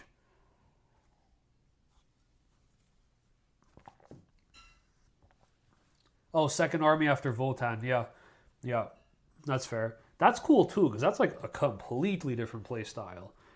You're going from like mid-range shooting to heavy melee, or weirdly, I think unintentionally by design now, orcs are like a good shooting army. I don't know if Peter is here and Peter knows a little bit about it. I heard like their crazy shooting output right now.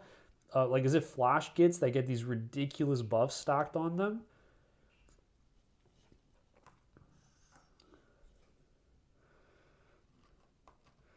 SD says, wait, you're building Tau. Yes, I've been outed. This is a Votann stream. I've baited you here to watch me build Pathfinders, to look at a land fortress slightly unpainted and slightly off stream, and to talk about my CSM, which is coming together and is also a work in progress. So I'm just working on too many things, man.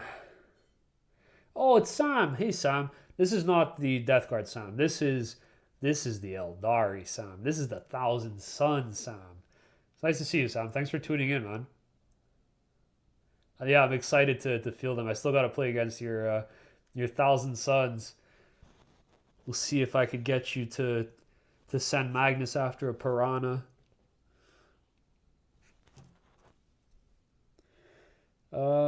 Prospero burning. I missed a couple questions here. Do you think we will see salvagers as a unit, some kind of support unit of warriors with deep strike ability? Dude, you know what? Like, okay, so a bit of a rant, a bit of like, just like talking about this. Like, okay, two things. First of all, am I the only one who's like really tired of getting 40k releases through Kill Team? Like, I'm so tired of that. When did this become like the norm? Like a kill team comes out and it's mandatory to take that kill team in 40k.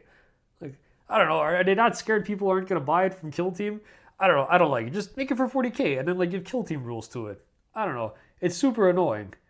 And on that note, why is the Votann one the only one that you can't play inside of 40k? It makes no sense. No consistency. But yeah, to answer your question, like that's a missed opportunity. There could have been something there for salvagers. I guess my theory is because there's the jump pack guy inside. Like with a jump pack unit, like now you've introduced a whole other element. Like his movement's going to be significantly faster than the rest of the squad. Like to the point where like everybody's movement speed 5, and this guy's going to be movement speed 9, right? Like he's limited. I did expect there to be. Oops, I almost lost his chest piece. I did expect there to be like at least, oh my god, we're at 200 views. That's crazy, guys. That's crazy. Thank you so much for tuning in. I really appreciate it. For people new here, if you enjoyed the stream, don't forget to like, subscribe, comment in chat, say hi to me. And if you're interested, join our Discord. It's free of charge. It's predominantly a Votann-based Discord. Talk tactics, competitive view, share photos, hobby stuff.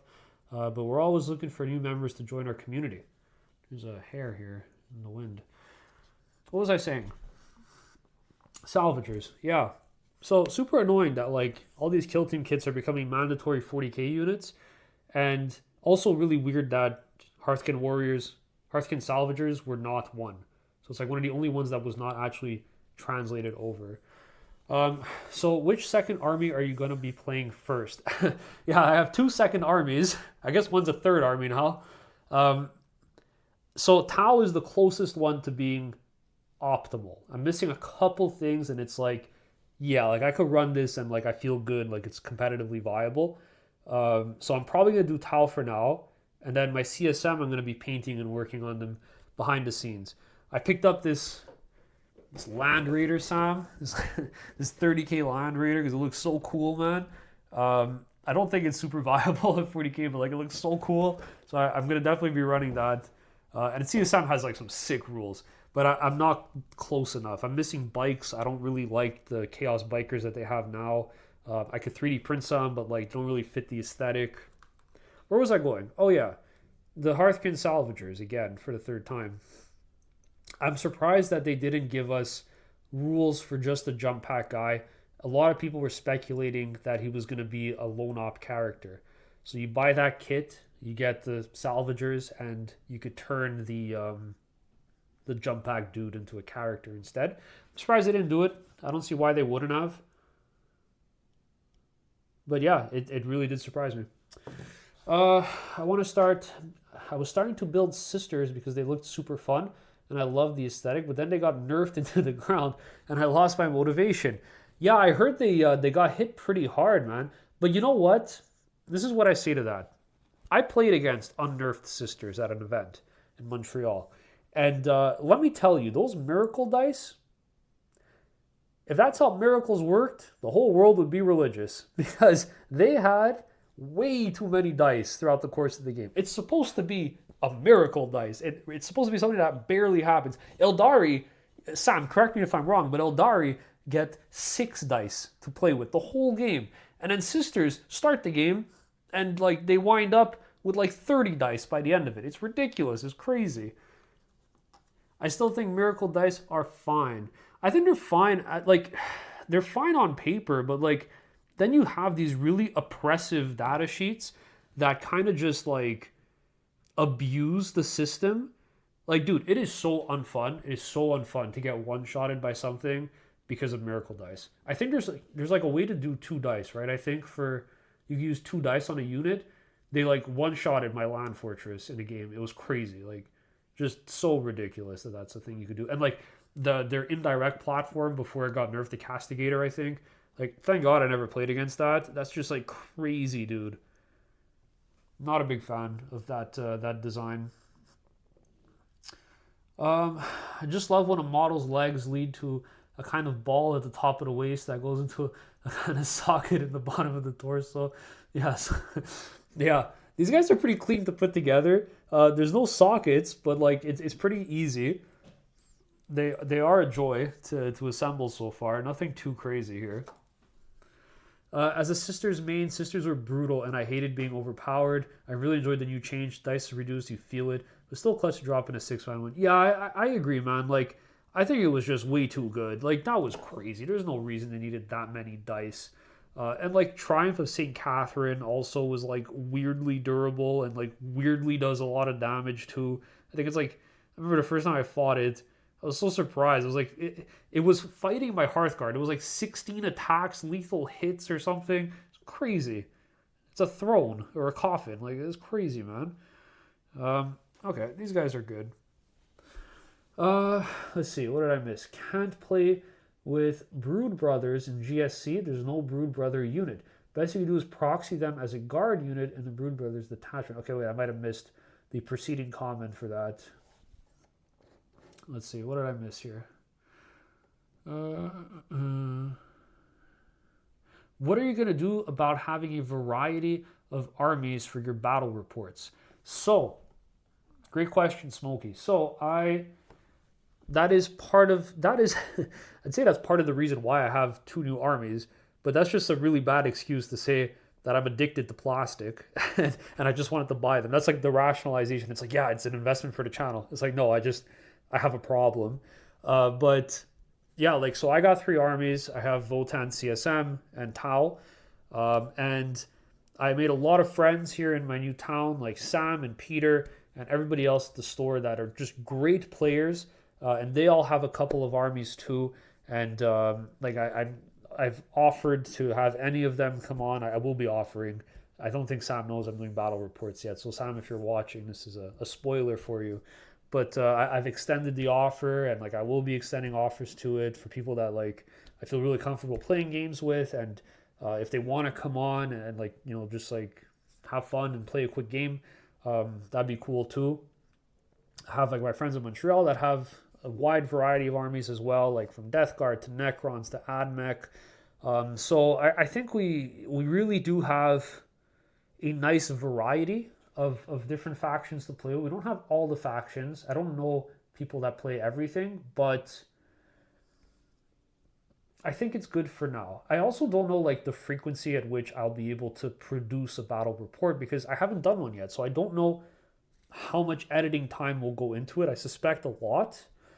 And so I think it's probably going to start off at like ambitiously, I'm saying I'd like to do two a month. I think it's probably going to start off at one a month while I learn and get into it and like solidify a style that I want to go for. And then from there, I'll just take it as it comes. Uh, my main friend that plays against me has orcs. He has mech guns and flash kits and dreads. I'm just constantly getting slammed by shit and shooting. That like is just so weird to me that orcs have like a strong shooting phase now. Like that's kind of crazy. I would never have thought because like their whole thing has always just been like mass volume but super inconsistent. Like I remember I think they have like BS5 usually, but I know you could buff it up now, right? Which makes it really annoying. Um, it's a blessing and a curse to have a kill team release. Kill team gives us an opportunity to get new units and refreshed models, but they also don't put those kits in the main release codex boxes or combat patrols. Yeah, that's also really annoying because like lately what they're doing is not only are they locking 40k units that are always viable and competitive inside a kill team, but the only way to buy it for the first like 3 to 4 months is by buying the giant combo box. And then you got like it's like triple the price because you're getting a second kill team for an army you don't play probably, and terrain which you don't need because you play 40k. I don't know, I just think it's a bit annoying, man. I wish they would just sell them inside of a regular 40k box. Sam says, "Yeah, we get 6 for the whole game." Yeah, like you guys got to deal with 6, and even that I find is annoying. Can you imagine if you had 16? It'd be crazy. Sweet dude. So classic CSM or specific chapters. So, Sam, I am working on Iron Warriors. I don't know how the camera will pick it up. The light is very close, and this is metallic, so it's probably going to shine like crazy. I'm working on Iron Warriors. So this is like the Predator I got, and I got some CSM little infantry dudes over here. Like here's like a sergeant for the squad with the power fist. Here's like the last cannon dude. So all work in progress still, but I think they're going to be themed Iron Warriors, and I'm probably going to be running Pact Bound. I really like how Pact Bound feels. Like, well, I haven't tried it yet, but I really like how Pact Bound looks on paper. So super excited to test that out soon. And then the Jaegers have one loadout for 40k. Yeah, that too. It's like you're paying money. You're paying extra money for like the kill team upgrades, which you can't even use. Yeah, like I don't know, man. I'm not a big fan. Can't play with Brood Brothers and G. Oh, okay, this is the context for kill team. Can't play with Brood Brothers and GSC. There's no Brood Brother unit. Best you do is proxy them as guard units in Brood Brothers detachment. Yeah, it's just like it becomes convoluted. Like not everything has to be playable in each game. Maybe that's the takeaway. I still think Miracle Dice are fine. I think they're fine now. I don't think they're as bad as people are saying. From what I've seen, they're a little bit harder to get, as a Miracle should be. I don't know. Maybe this is just from a salty dwarf Voltan player who has no Miracle Dice. But yeah, I think it's okay. Looking forward to Jump Pack Voltan and War Suits of some type. Yeah, that would be pretty sick, man. That would be pretty cool. I know James Prospero burning. Are you for or against the burning of Prospero? That is the question. Space Wolves or are you Thousand Suns? Uh, Still catching up on these chats. 2 dice with Triumph of St. Catherine. Yeah, that was pretty strong. I faced that. Army of Faith, Detachment, and Triumph Aura. Yes, you could stack. I've killed 4 Dreadnoughts in one battle round with Val. And don't even get me started on Val. Oh man, dude. First time I ever played against Val, I was like, oh, like these guys are like T4, or like 5 or something. I was like, okay, easy. I wound them on 2s. They're double judged. Yeah, like I shot a land fort and I killed none. It's crazy. I took out a battle wagon and 5 Meganobs with Val and Melta suits. Dude, they're crazy. They're so good. It's crazy because it's like you have all these cheap little things, right? You got like this MSU, like here's like 5 sisters, right? Like over here, it's like what 50 points? No, probably like 70 points. I don't remember. And it's like, oh, like one of them has a Melta gun, and it's like, okay, you can't kill my land fortress. Like these two guys, like with Meltas, they can't kill a land fortress on average. And it's like 6 on the damage, 6 on the wounds, or like 6 on the other damage. It's like, oh, okay, dead, thanks. So pretty annoying. You got to play like a different game against them. I don't have a ton of experience in the sisters, both thankfully and unfortunately, but it's something I do need to practice into for sure.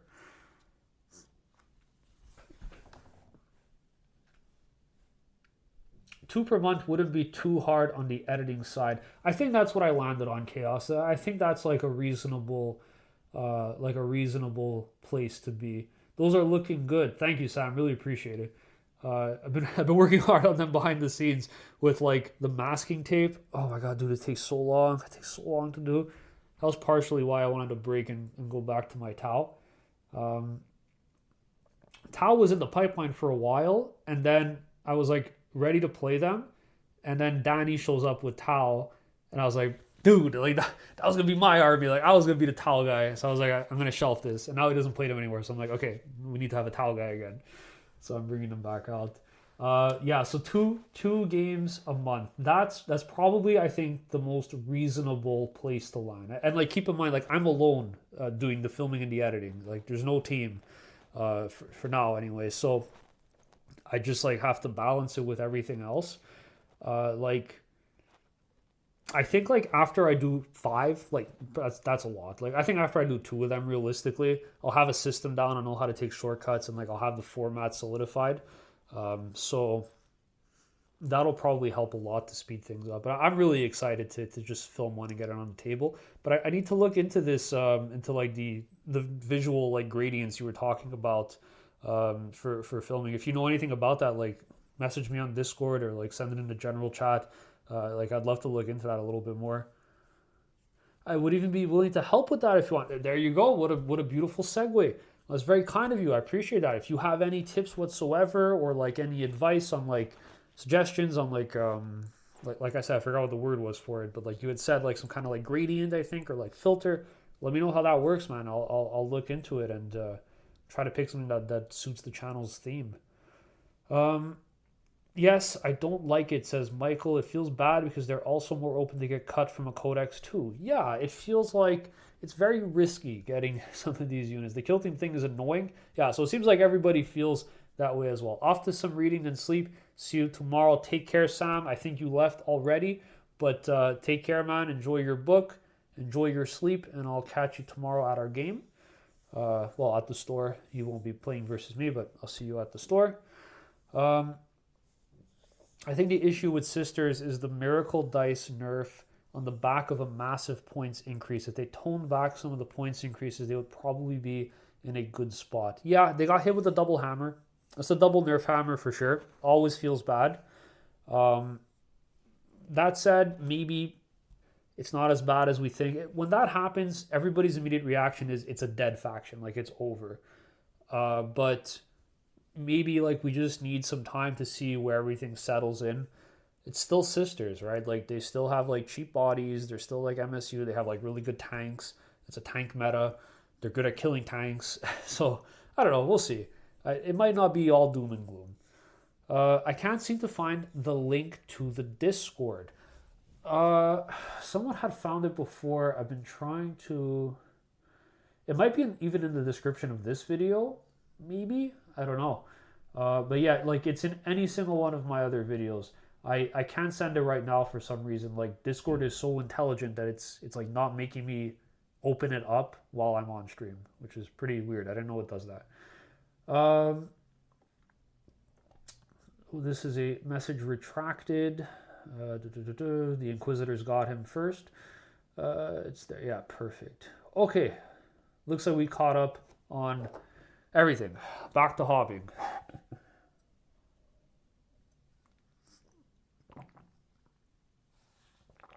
Yeah.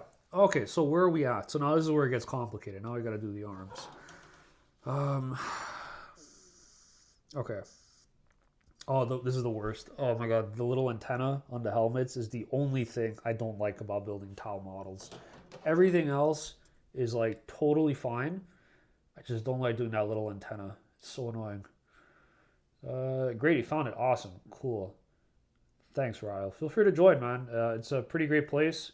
Share photos, talk tactics, share lists for Leagues of Votan. I'm probably going to make some channels for other armies as well. I think we've reached the point now as we approach like I think 700 members on Discord. We'll probably have to make like a channel for different factions to talk about them and stuff like that. Okay, so what are we doing? B14. So now I actually got to match the guns. I think, oh, that's genius. That's so nice how they did that. The guns are in the same slots as the weapons that hold them, as the arms that hold them. That's good. Okay, let's do this. I'll grab this guy and this guy.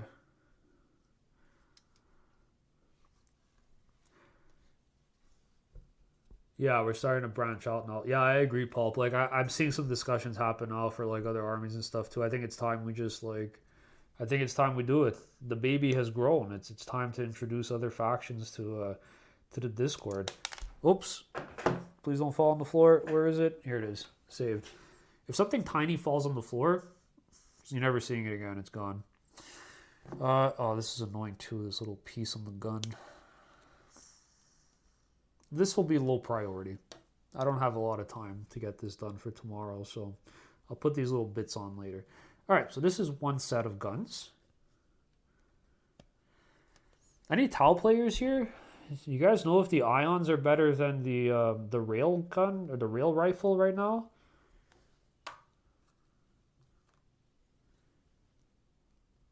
I think the multi-shot one is better, like the ion rifle, whatever it is, from what I've seen.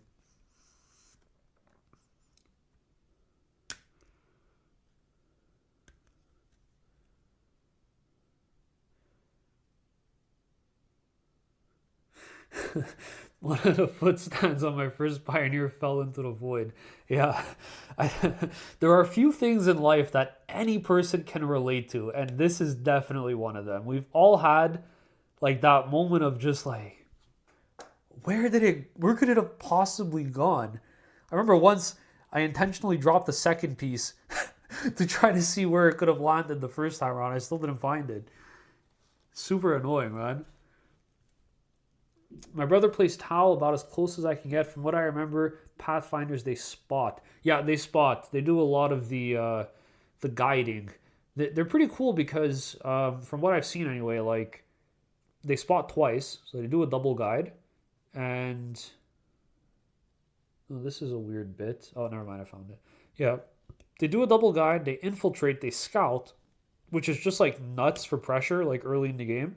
Like you could put them in the middle, out in the open, to infiltrate, and then you scout backwards behind ruins if you're going second or first and you want to preserve them, or like you could scout forward and then like advance and try to move block something. So pretty sick.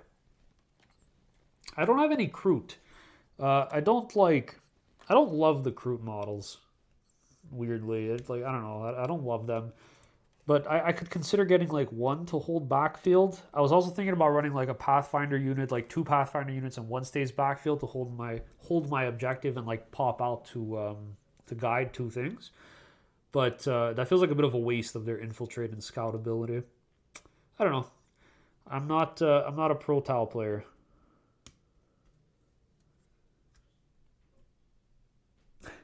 Try dropping Thunderkin goggles onto a shaggy carpet. Only found them by feeling through the carpet at 10-foot radius. Yeah.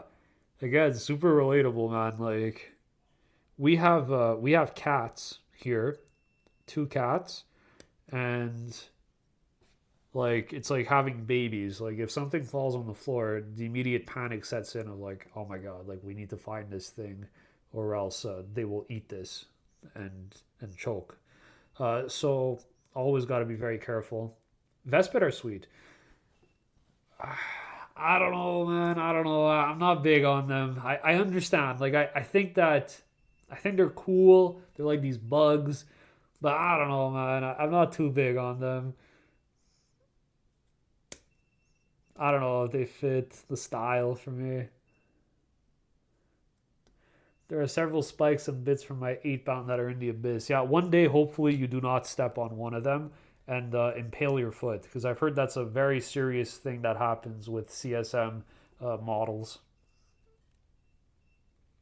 Uppy downy. Uppy, yeah, yeah. Yeah, they're sweet. Rules wise, they're very sweet. Rules wise, they're very, very cool. 65 points, I think, or 55 points, 65, something like that for Uppy Downy. That's pretty sweet. Um, okay, how many sets of hands do I have? One, two, three, four, five. Let's do these five for now. God, this is a great way to get things done. I should like live stream every time I build. I'm much slower, but I'm getting it done. I can't leave and get distracted with something else. I have to do it.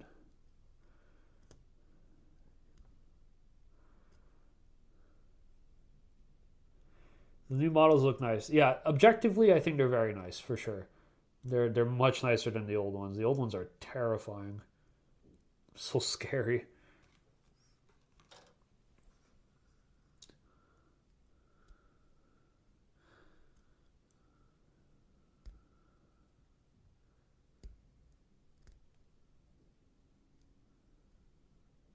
Yeah, so I'm pretty hyped to get these guys on the table.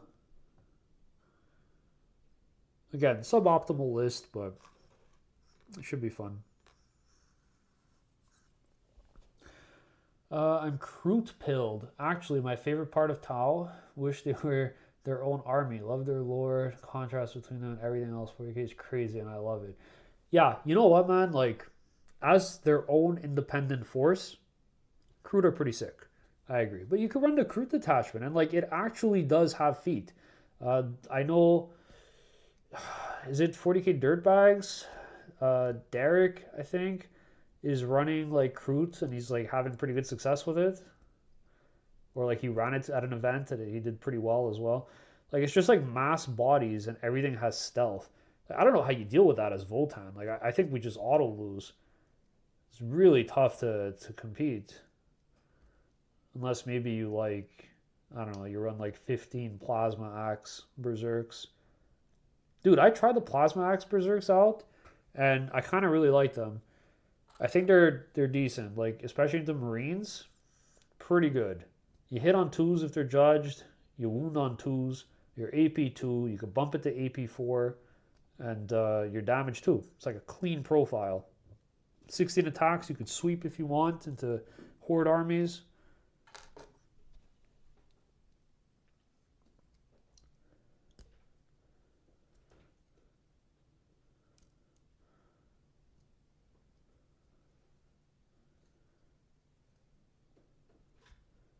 Okay.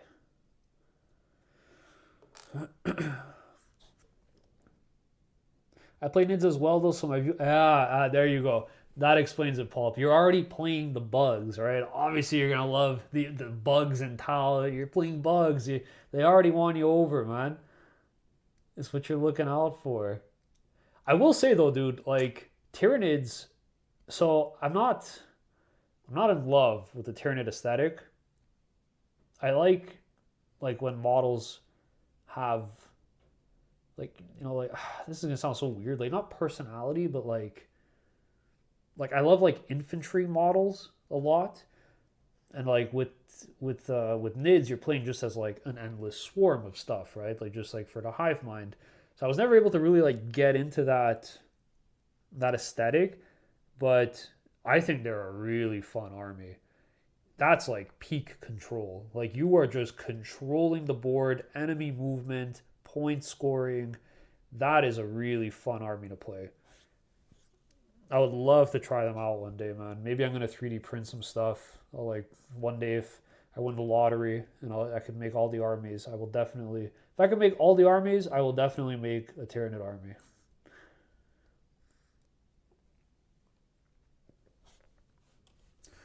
Okay, almost done this set of 5 weapons.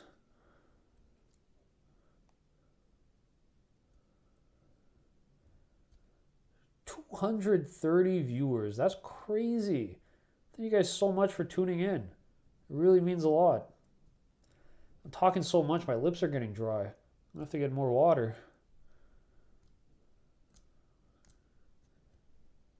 It's winter here. It's absolutely freezing, so we have the heaters on all the time, and just totally dries you out. It's nuts.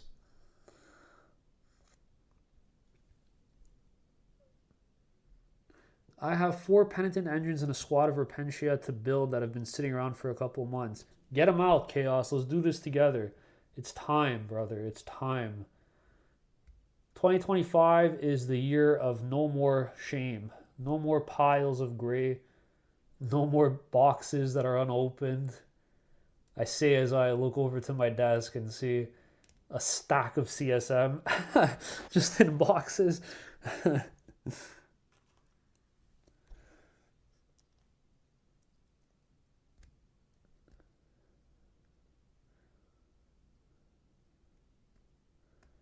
Okay, cool. Did I do this one yet? No, I didn't. Did I? Yeah, it looks like I did. I can't even tell which arm. No, I did. I definitely did this. Okay, let's glue these bad boys. Who's up first? Let's do you. How many of you guys magnetize your minis?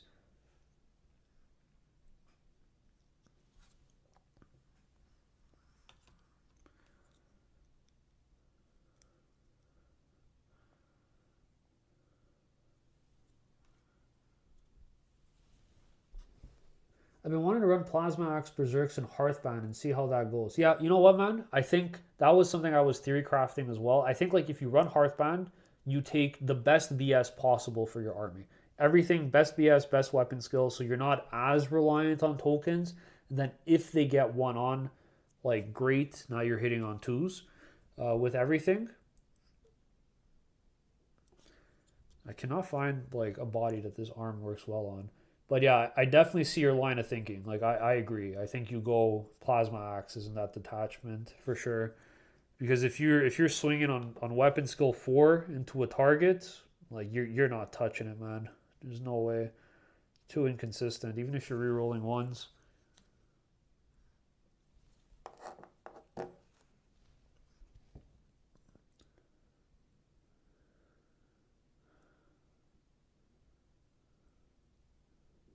Okay. And then do this guy.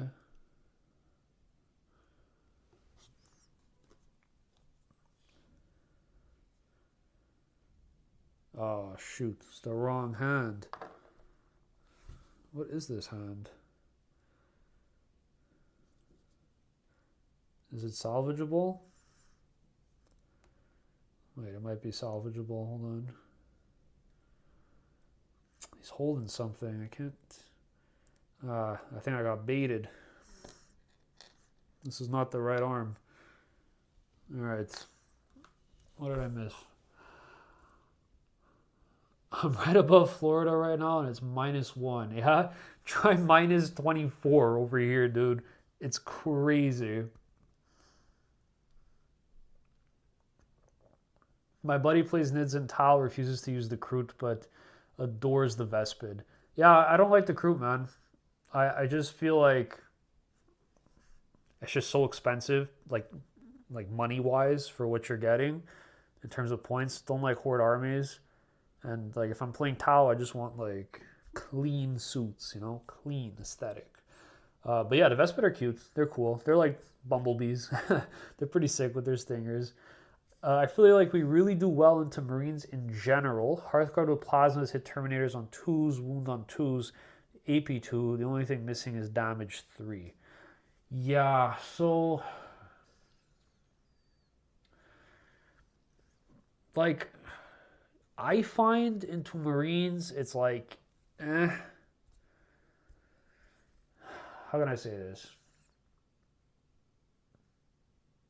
So Hearthguard with Vulcanites into Marines is kind of rough. And in general, a lot of our stuff into Marines is kind of rough because most of our guns are AP1. And if you're not ignoring cover, they get cover, it's AP0, it's on a 3-up save, it's like whatever. If they have armor contempt and cover, it's like, ugh, you know. The Land Fortress is the exception to this, but again, like your Twin Bolt or your Matter Cannon, if they pop AOC, those are AP0. You're going to bounce. I played against Centurion Brick in Vanguard Space Marines at the last RTT I went to, and it was like nasty how much they're able to tank with AOC against like our AP1 shots.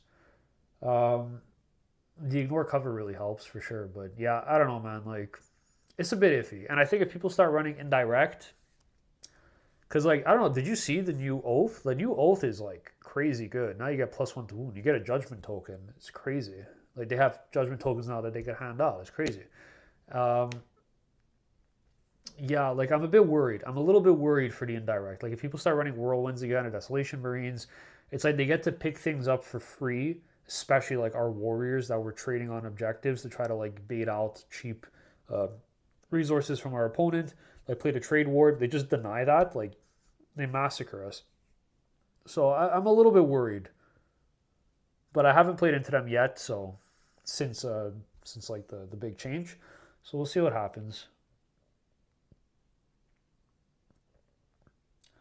Gotta start working on my Bile Titan. Gotta clean. Oh my god, dude! I remember you put a picture in the Discord. It's crazy, eh? How big is it in real life? Is it like a foot long? I can't picture it, man. That's crazy. My last RTT was Grotmus Custodes, Grey Knights, and Orcs. Yeah, everybody gets new toys, but us. Sad. But that's pretty good, man. How did you do? How was the event? I'm right above Florida, and it's -1 right now. That's kind of crazy, dude. That's kind of crazy. I always picture it being much warmer, but I guess you guys too are getting hit by some of the cold. Some of the cold, I say. We've taken the blunt, but you've taken some of it. Okay, this is like a good hand.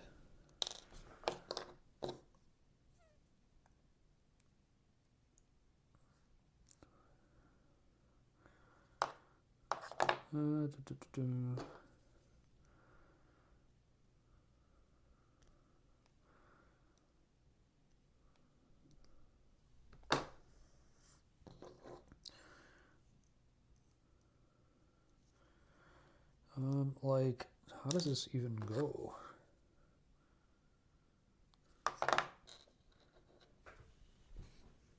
No, I wasn't even on camera. I've been building these things off camera. You guys are watching a table.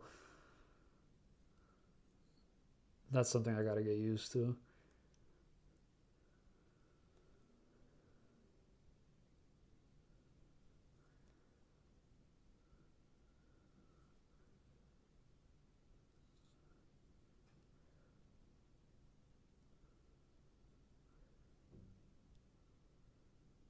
Nice. That looks cool.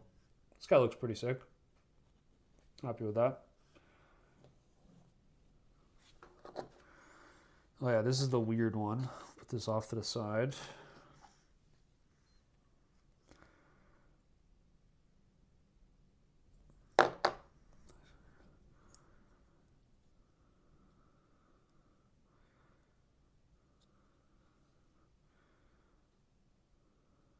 No, that doesn't look good.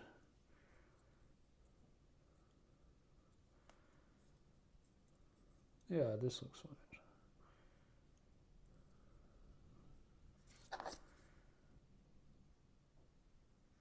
Something like this.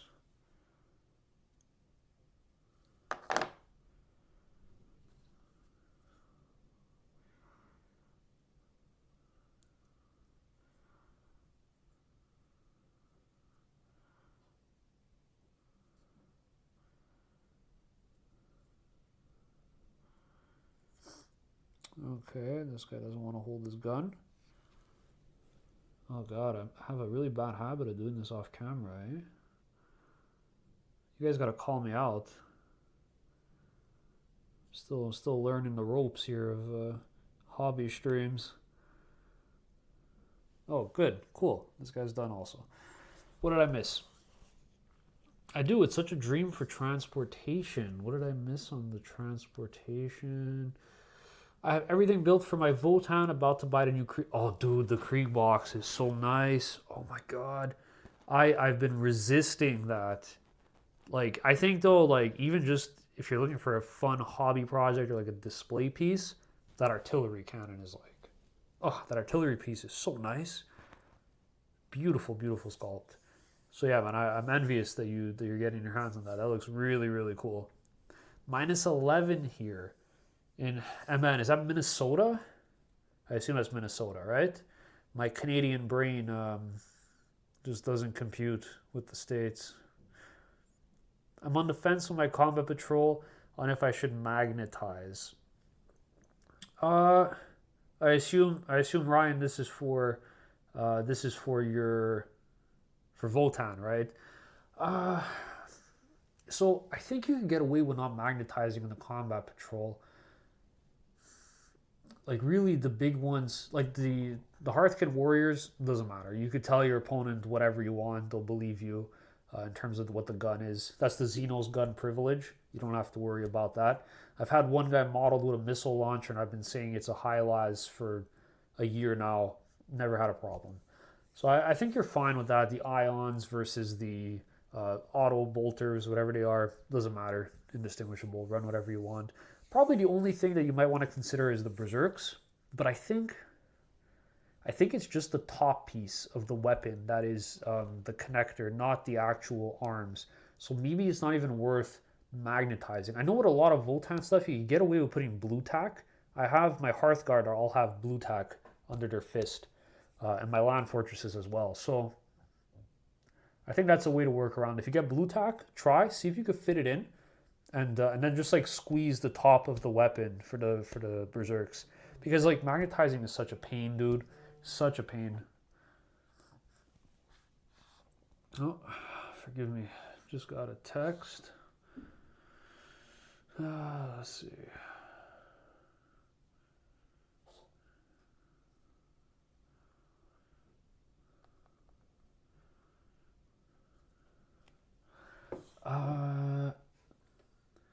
I sent you a DM on Discord about a potential filter. Nice. Okay, I'll check that out after the stream, and I'll get back to you. Magnet depends on how different the gun looks. Big fun on having Land Fortress, little guns on the side. Yeah, exactly. Like I think like the big stuff you wanna do, and then the little things, nobody's gonna look. Don't worry about it too much. Voltan is the first army I've magnetized. I actually find with Voltan, a lot of the stuff you can get away with not magnetizing. It's pretty push fit. Like for my Sagittars, for example, I haven't had to do anything about that. I've just put them in and you could just like basically attach. And what's really nice, so hold on, I'm losing my train of thought. The fatigue is setting in. What's really nice, I've noticed, is that unlike some of the other kits that GW has made, it feels like the Votann one is very forgiving in the sense that you don't lose out on weapon options by building something a specific way. The piece of the weapon can always be added on or changed without like missing a part to build like the gun, right? Like no piece uses no weapon option uses the same piece except for like the Berserks, for example. But for like the Sagittars and the Land Fortress, like you could just plug and play with both and it's totally fine. Like you could build both separately, push fit or blue tack it, and you're totally fine, good to go. Which is really nice. Okay, let's build this ion gun.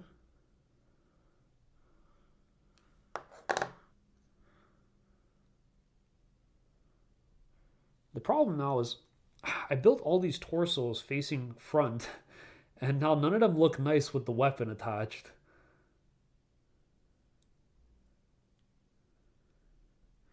Oh, Saturn ASMR with the 6.99 donation. You're cooking, brother. Thank you, man. I really appreciate that. That's super kind of you. Thanks for joining the stream. Thanks for tuning in. It really means a lot. Very kind of you. Very generous. 244 views, guys. I wonder if we get a 250 tonight. That's crazy.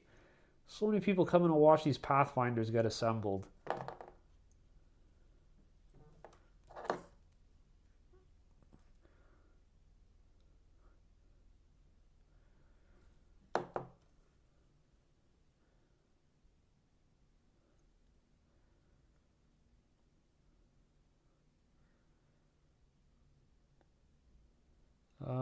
God, I really hope I didn't just like mistakenly assume that the position of the arms and weapons on the sprue means they go together when in reality they don't. Because this is like the second one now that kind of doesn't fit well, and I'm doing it off stream again. Great, lovely. You guys have to call me out on that. I am being terrible. Okay, that's good. So 3 of them are down. What do we miss? Yes, Minnesota. I knew it. I had a feeling. Favorite Votann model? Broke your Thunderkin and Hearthguard for sure. Thunderkin was the first model that I saw that made me buy Voltan. I think it was the first model I bought outside of the Kill Team box where I got the Warriors in, the Salvagers. Yeah, I think Thunderkin were the first ones I bought. They're gorgeous sculpts for me. Gorgeous sculpts. Pathfinders from Apex Legends, not quite, but similar role, I'd say. Very perceptive of you, Saturn. The AP is a good point. The saves, man, yeah, that's what's tough, dude. It's like the 3-up save, like Hearthguard bounce, like it's crazy. Shooting with Vulcanites, you can't kill it. You can't reliably kill a squad. Went 2-1, lost to Orcs. That's pretty good, Landed. That's pretty good. Like I've heard Orcs are really, really strong. How did you find the Grotmus Custodes? Because that's one that I'm interested in. I didn't know this, but Telemons are only toughness 10. I just always assumed they're toughness 12, which means it's actually really good because it means our land fortresses wound on 4s going to 3s, and they cannot benefit from their stratagem to -1 to wound because you're not a higher strength despite having a benefit to wound. So it's actually a really interesting little interaction. Wow, guys, 250 views. That's crazy. Thank you guys so much for tuning in tonight. Really means a lot. Same, I love my Thunderkin, I love my Hearthguard, but the Iron Master's baller as hell. The Iron Master's pretty sick, dude. He's like really just the Forge guy. I love that. Super sick.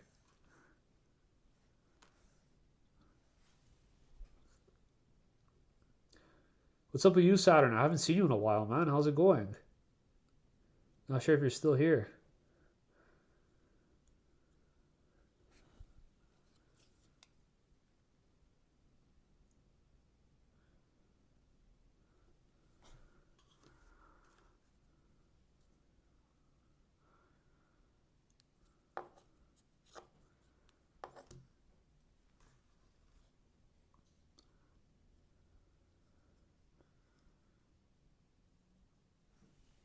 Ah, see, this one I'm doing it over the table. I've learned.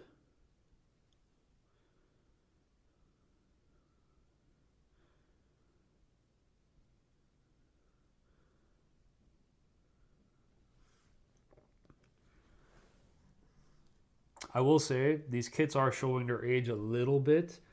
I don't know if you could see on camera. It's very bulky the way the arms are positioned, like to hold the gun.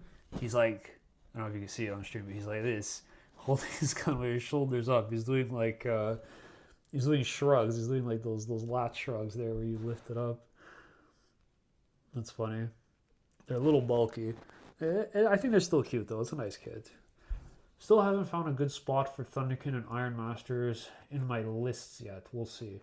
I think there's two schools of thought. Like I've seen competitive lists that had Thunderkin in Leviathan that were running min squads of 3. So you take min squads of 3, they were putting them inside of land fortresses for the reroll wounds, and there you get some really nice consistency. I think The other route, obviously, is you run them with the Iron Master. The benefit is that the Iron Master, it's like not even for the +1 to hit or ballistic skill, whatever it is. You take the Iron Master because he soaks Overwatch for you. That's like the big thing.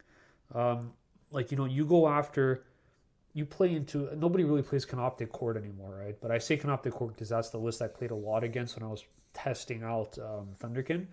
And like you play against Canoptic Court, you deep strike your Thunderkin in, or like you rapid ingress them, whatever you want. Probably just deep strike. They overwatch with a Doom Crawler. Doom Crawler? No, that's Admech.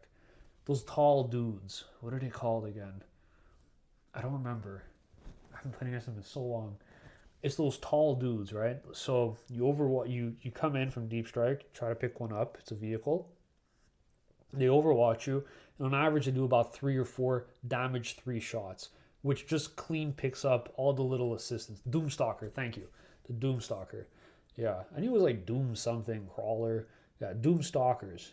So on average, that picks up like, I think it was like 3 to 4 models. And because you're only 3 wounds apiece with no invulnerable feel no pain, like that would kill 3 Thunderkin. So you pick up the 3 cogs, you kill the cogs, and then you get to have like your full activation, which is good. I'm just like so unimpressed with them though. Like every time I try fielding them, I fielded them for fun in my Crusade game that I played, and it was like a full squad of 6 with the Iron Master, full health, shooting into I think a repulsor. I didn't kill it. It's like that's what they're meant to do. And if I couldn't even kill a repulsor in one activation with this unit, like, what are we doing here? Man, I've just been painting while having your stream up. This shit is dope. Yes, let's go, Ryle. That's the spirit, man. We're going to get productive this year. This is the year of productivity. And I am here with you for this ride. I don't know if I could actually fit these weapons together on the same guy. Let's see. No, this is definitely the wrong hand.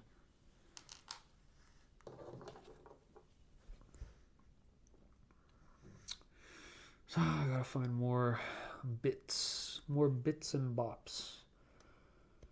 Let's pull this. Seem to be missing. What is interesting though, I just thought of this now for Tau, is that you don't actually field the drones anymore. So like a large chunk of the sprue is kind of wasted. I don't know, a bit weird.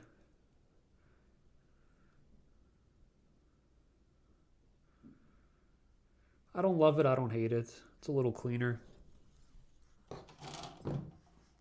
Okay. This is an arm that is attached to another arm, so surely this must go together.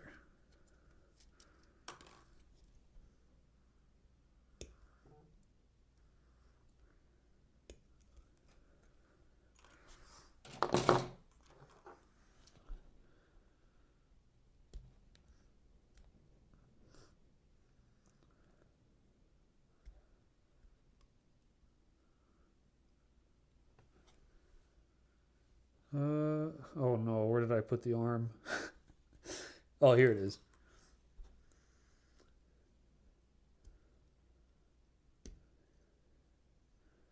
Yeah, the fatigue is setting in. I hope I can get these Pathfinders done. That was the goal tonight.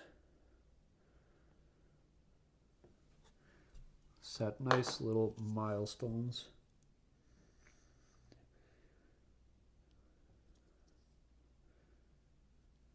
Let's put this gun on this dude.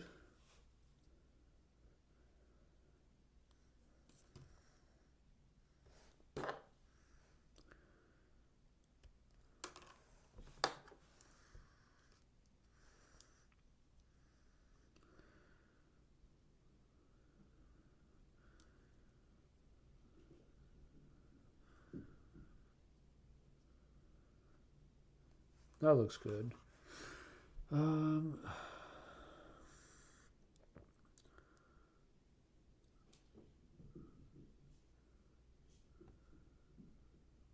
Nice. 1, 2, 3, 4, 5. So half the squad is equipped. All right, what did I miss? I bought a bunch of Votann boxes, and it turns out I'm missing a hard-hitting infantry. You need berserks, my guy. Berserks. Still haven't found a good spot for Thunderkin. Yeah. I think the Thunderkin. My cats are banging at the door. It's distracting me. My apologies. Yeah, I think the berserks are your hard-hitting units. They are the sledgehammer, literally, to our roster. Absolutely. Um, Sam, I love Thunderkin. I love my Hearthguard. The Iron Master's baller. Yes, he is. Grom's Custodes game went super heavy in my favor. I find elite armies easier to play into just because of how killy we are. He ran 2 4-mans of bikes, 2 blade captains, 5-mans, Telemon with 5-mans, Telemons, and a dread. Yeah, yeah. I think that's about how I'd expect it to go. The Telemons surprisingly die pretty well to Voltan shooting because yes, like they could pop the -1 to be wounded with your Sagittars, but you'll still be wounding them on threes. Pretty good, 2s from threes. And D6 damage, always really nice. They -1, but they only have I think 12 or 14 wounds. So after a while, you will kill it with like 2 activations of like 2 big things shooting into it. You should pick one up. I only wish the Thunderkin grav cannons were 24 instead of the 18.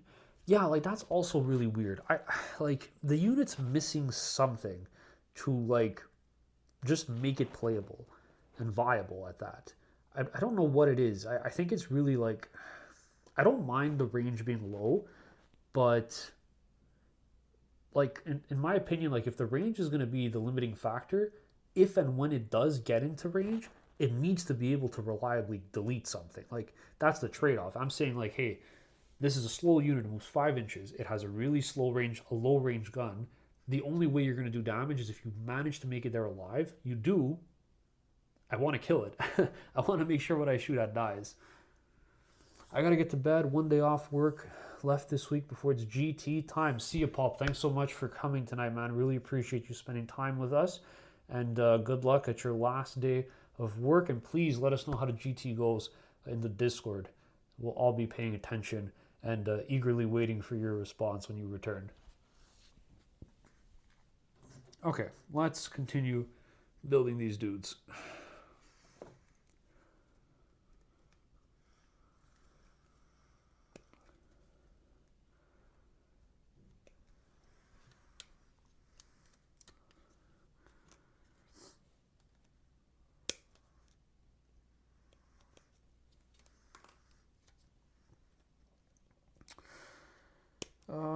So I have to be conscientious that 3 of these guys need to have a different gun. I have to be cognizant of that, I should say.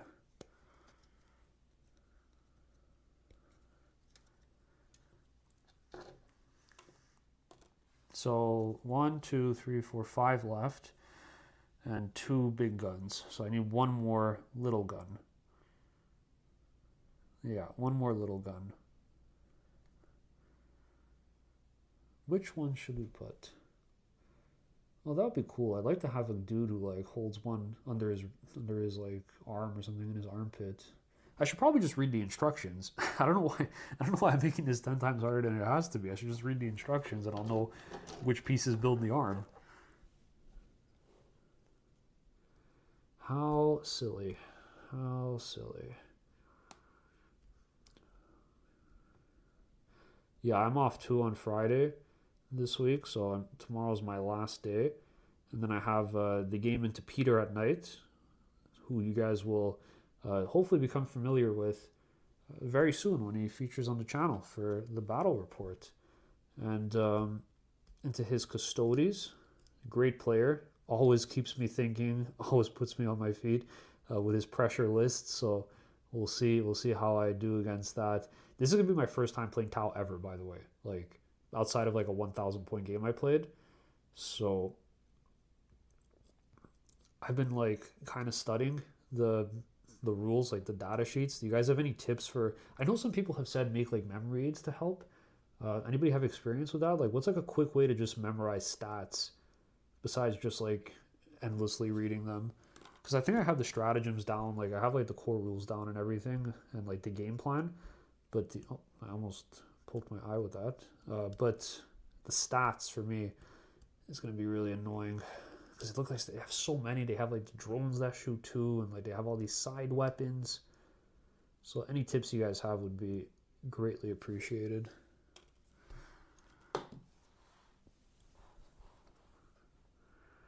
Do you have any tips playing against Blood Angels? My buddy and I are playing this weekend. Yeah, man. So Blood Angels,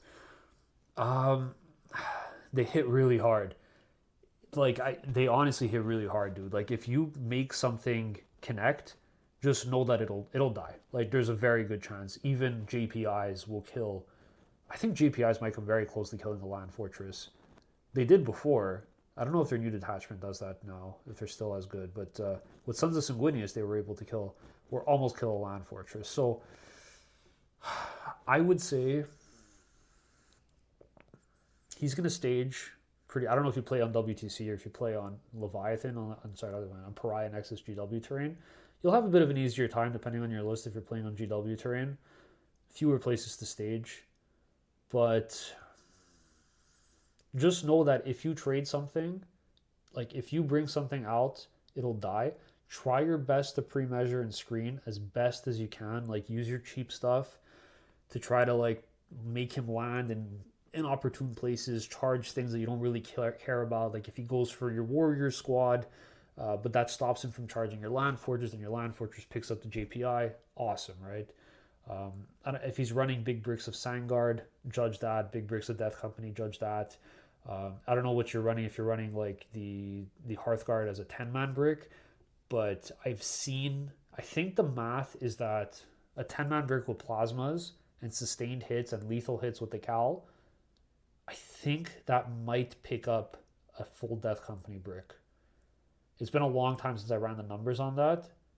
You'd have to double check.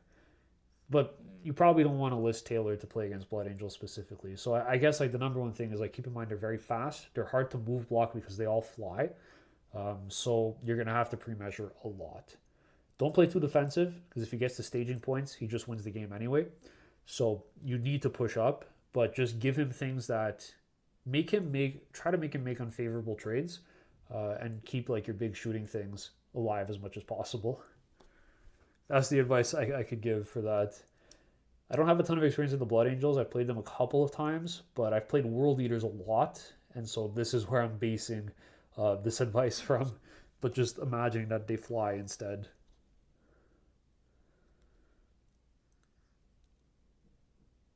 Hopefully that makes sense.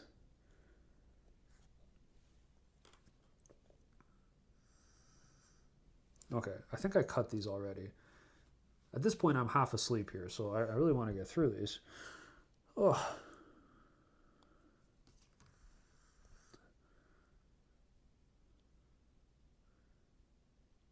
Oh, that's cool. I like this guy's pose.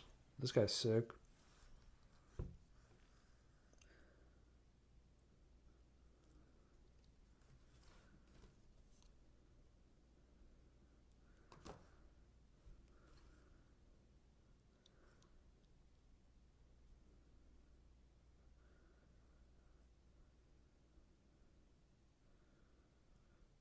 Yeah, nice. Another one down. I missed a few comments. How do you deep strike Thunder? Sorry, reserves. I might have misspoke. Definitely meant reserves. Hate them. I've played against the court. Can't deal with it. Honestly, we need detachment and Necron lunacy. A how to deal with Necron's video may be in order. So, I mean, I find like we have a pretty good game into Necrons. I haven't played the new detachment, so I can't say for that. I haven't played against it. I haven't really looked into it all that much. But the other ones, we do pretty well. We delete Catans like it's nothing. If you're playing into, and I think we do really well into Canoptic Court as well, because we still have that good pressure into. Okay, so basically, in the Canoptic Court, the biggest threats for a lot of armies is running into Nightbringer at the same time that you're fighting on an objective and trying to take it back from the what are they called? Not the Scarabs, the Wraiths. The Wraiths. Our army's really good at dealing with that, man. So I think, on average, every time the Hearthguard disembarks from a land fortress, sustained hits, reroll wounds with the Vulcanites, and shooting with the land fortress together, on average, you kill a Catan. That's done. You don't even have to worry about it. So you kill the Catan, and then you send some more stuff to shoot into the rates. You charge the rates, you pick them up. We do really well into lists like that come towards us with a bad base save, because all of our low AP, high volume shots actually have a much better chance to connect. I have a video. I think my last tournament recap, I have a game where I discuss what I did into what's the one where they teleport? Hypercrypt Necrons. I have a recap where I talk about my game into Hypercrypt. It's very good. I think you should watch that one if you want some tips. And I have one into another Hypercrypt list in the RTT video where I won the event. I did a recap. It was game one also. This was a different style of Hypercrypt that used a lot of Locust Destroyers. So you kind of get an idea as to two different lists, like how you might want to go about it depending on what archetype they're running. It took 2 Hecaton land fortresses and a 5-mana of Hearthguard to kill a Telemon. That checks out. That makes sense. That makes sense, man. I'd be just worried of that 2-up save. It's so annoying. But it does check out. Oh no, this looks horrible. Some of these poses are a little wacky. Got 267 views. That's crazy. Almost at 300. Thank you guys so much for tuning in. If you like the stream, don't forget to like, subscribe, say hi in chat for me. It really helps to attract new people. It really helps to grow the channel. And it really means a lot. No, this does not work well. This works well. There you go. Trial and error.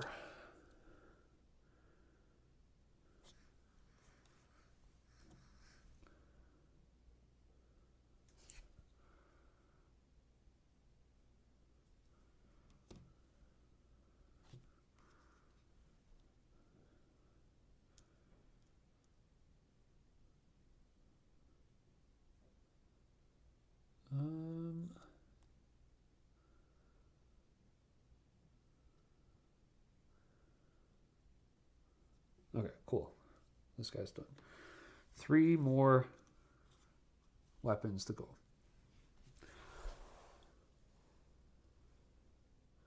Let's see, what did I miss in chat?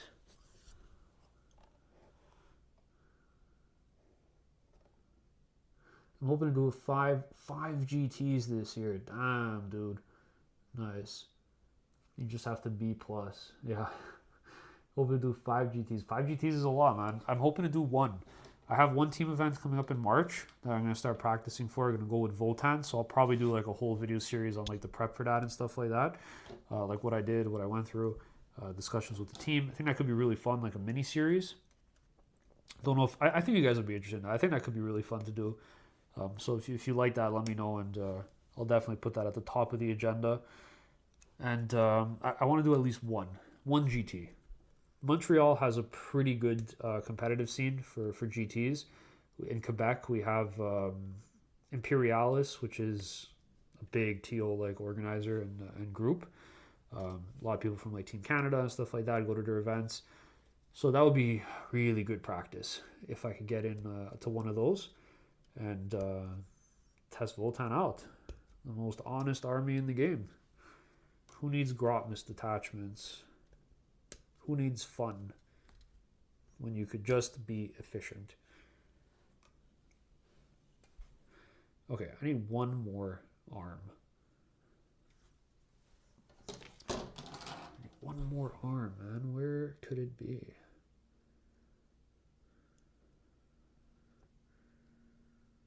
Like, this guy's holding a grenade, but where does his other arm go? Can I do this without... I wonder if I can do this without looking at the instructions at all. So far, we're almost there. Or do I just give this guy no guns? That'd be funny.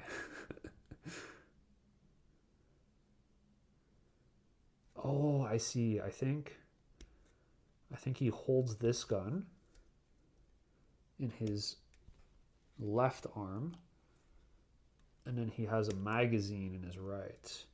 That's pretty cool. Yeah, that is pretty sweet.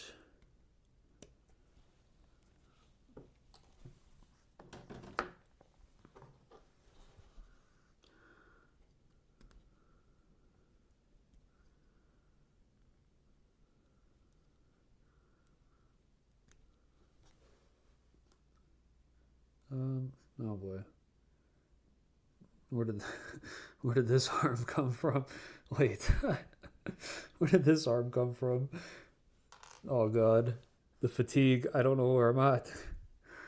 Okay. Oh, this was for this. Okay. I'm losing it. I'm losing my senses.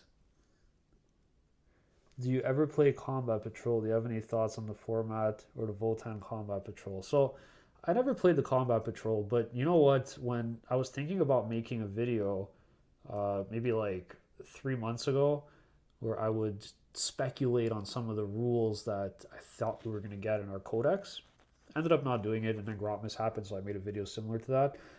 But for a source of inspiration, I was looking at Crusade rules, and it was drawn to my attention that Combat Patrol has different rules for Votann than what we actually have in the game.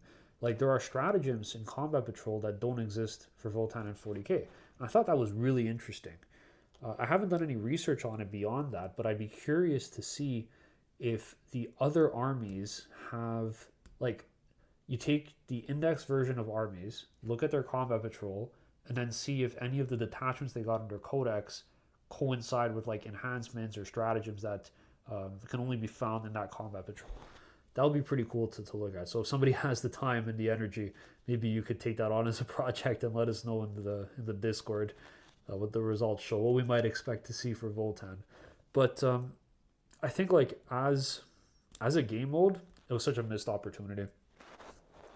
It's a bit disappointing that it was not really, there wasn't really much thought put into it or consideration.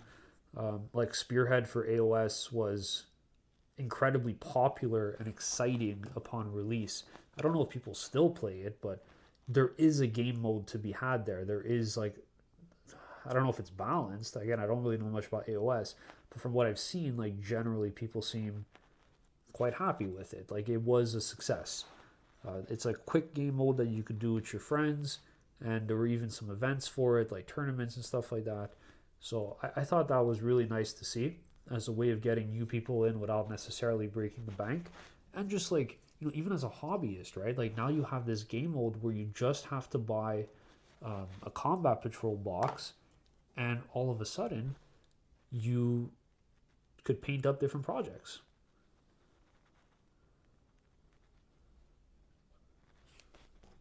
So I think, like, there was a lot of potential there to do something cool. And it's a bit unfortunate they abandoned it. I said this a little earlier in the stream, but I wish that GW would take some time to create a more balanced experience at lower point levels. Like, I think it wasn't even that long ago. Like, dude, this might have been an 8th edition.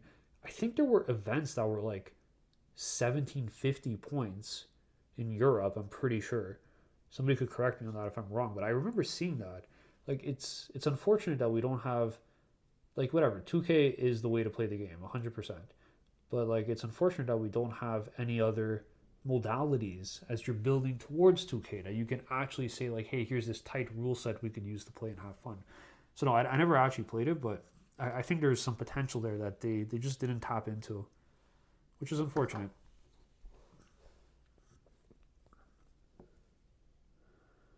Da, da, da, da. Is the Discord reserved for paying members only? No, the Discord's free to join, but paid members get access to an exclusive channel on the Discord. So you'll just get bonus content on the Discord and as part of, like, the privilege for it. So the Discord is free to join, and there's a link in every single one of my videos. I think there might be one on this in the description here. I reuse the same link. For some reason, I can't send it while the stream's open. It's really weird. I don't know why. But you could join free of charge, and it's a great community. Learn a lot about Votann at the competitive level. Talk tactics, share your hobby photos, things like that. Just some really nice people. So we'd be happy to have you join.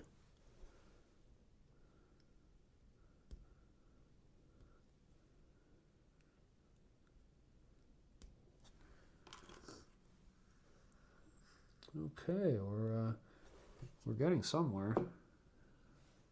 I'm missing like the bit of this gun. Where is that? It doesn't appear to be here. I'm missing like the ion cannon head.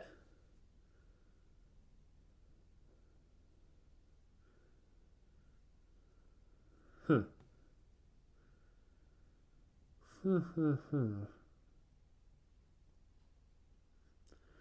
Yeah, this looks to just be like mostly drones. I don't want to cave. I don't want to use the instructions. Ah, here they are. I found them. We don't need instructions.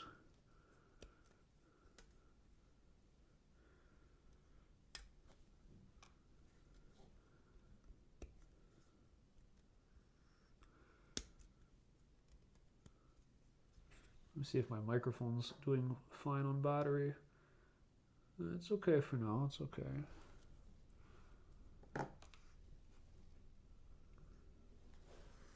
Okay, cool.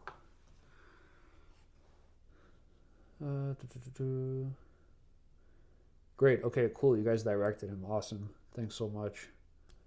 Appreciate you, Chaos.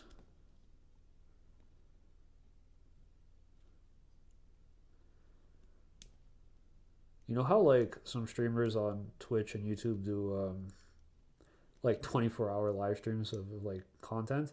I wonder if anybody's ever done like a 24-hour Warhammer hobby stream where they build like an entire 2K army like overnight.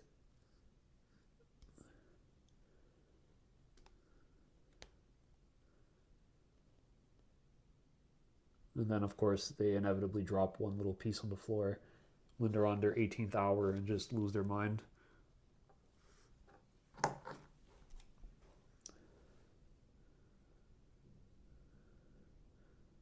There is technically boarding. Yeah, I guess you're right. That is what boarding patrol is for, building a whole army on stream. I like these ion guns. They're pretty cute. I think part of the draw also for Tau and Votan is that they have a very similar aesthetic for a lot of their pieces, a lot of their guns, their weaponry, and things like that.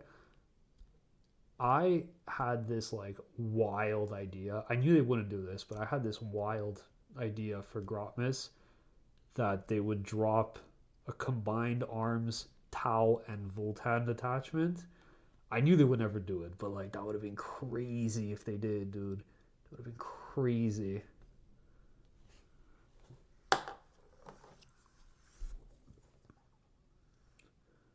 Like the first Xeno alliance to happen on the tabletop outside of like mega early versions of the game. Okay.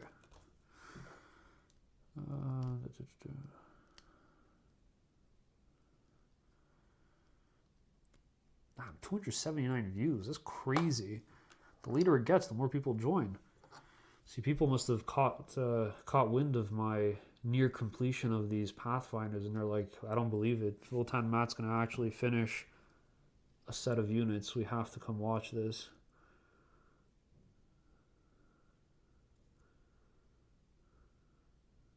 Okay, this does not look good on this body, but it is what it is. It's too late now.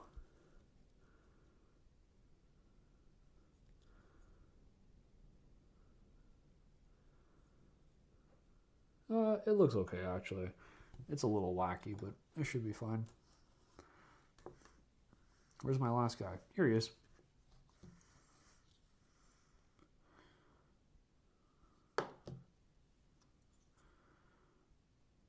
Oh, perfect. This one worked out great. So he's like running. He's like running while he's holding it.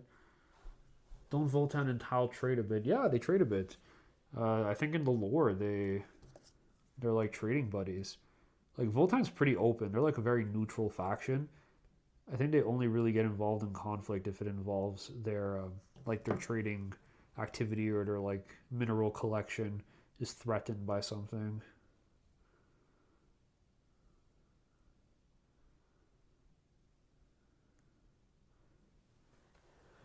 Cool.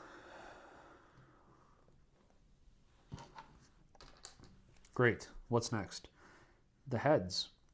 Oh, and my Shazui guy. Shazui? What's his name? I think it's Shazui. I'm definitely not pronouncing that right. Shazui. So who's going to be the Shazui? Have a great night, Matt. Thanks for what you do for our community. I feel like Voltan get ignored far too often by your channel and this community, but your channel is going to give me hope for the future of the kindred. Thanks so much, Alden. I really appreciate you tuning in tonight. Thanks for all your activity in chat. It really helped make the stream come to life, and I'm sure we all had a lot of fun talking with you tonight too, man. So take care. Have a great night. Thanks for tuning in.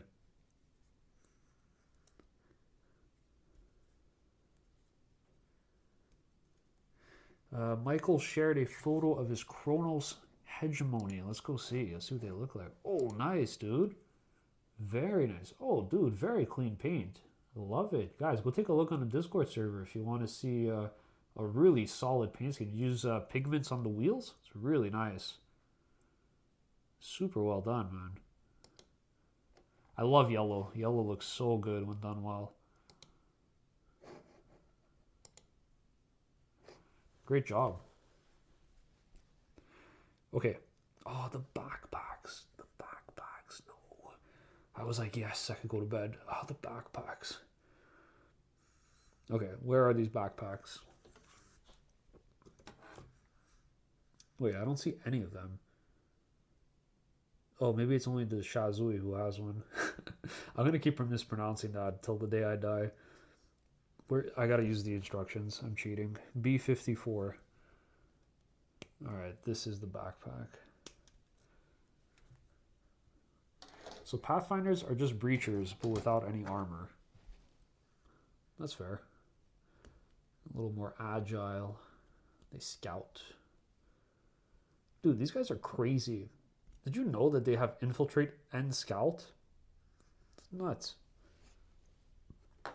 Okay, who should be the Shazui? Let's make it... I don't think it could be a guy with a special weapon. Probably not. Let's make it this dude. He's calling to me.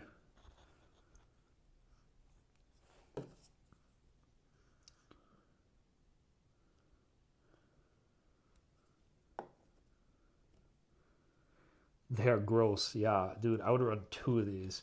I have 2 sets. I might run 2. I'm going to try them out tomorrow and see how they perform. But I am loving them.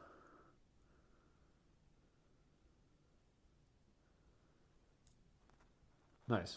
That looks pretty sick. And then what else does the Shazui have to differentiate himself? He has a knife. He has a little pocket knife. My glue rolled away. Where is his little knife? What's the number here? B53. 280 views. That's awesome. Where is my pocket knife? Oh, there it is. It's pretty big, actually.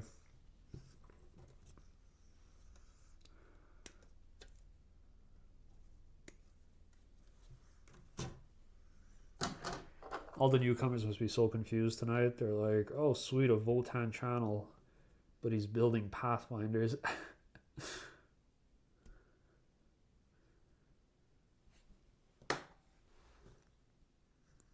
Okay, this goes like that.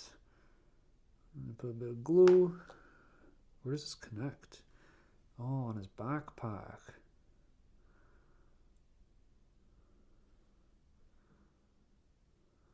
That's cool. All right, this guy's sick.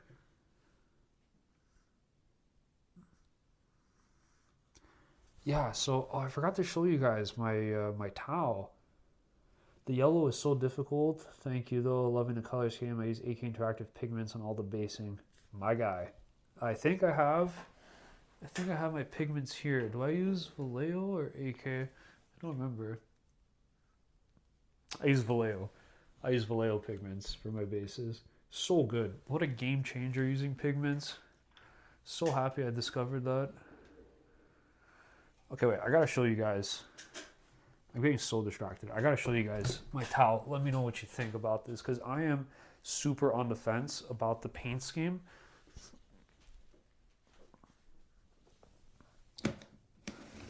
Just gotta find my box.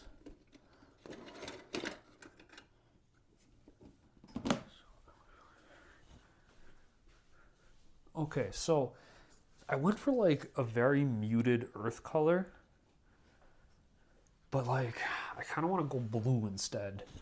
So like this is very earth based, and I think I want to go like more water based with blue. So this is like the only guy I got painted so far. So it wouldn't be too big of a lift to restart. So I don't know if you can see it too well. I actually got the Votann transfers on this because like my lore canon for this, because hold on, literally you don't get any white transfers inside of the towel kits. I don't know why. They just give you black transfers, which didn't really work with this scheme. So I decided to break apart the Votann ones and put it on. So it's kind of like the Votann bought these suits. So they're commissioning kind of like a militia group. That guy's earthy paint job is awesome, though. Well, thank you, Francois. I really appreciate that, man. Um, like, I am happy with how it came out. It's just, I feel like it's a bit boring.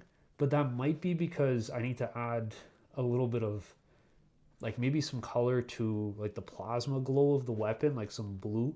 I think that might help. And, like, of course, for, like, his lens or something. I don't know if you guys can see it too well. I love it. The Voltan transfers are perfect. What kind of basing are you thinking?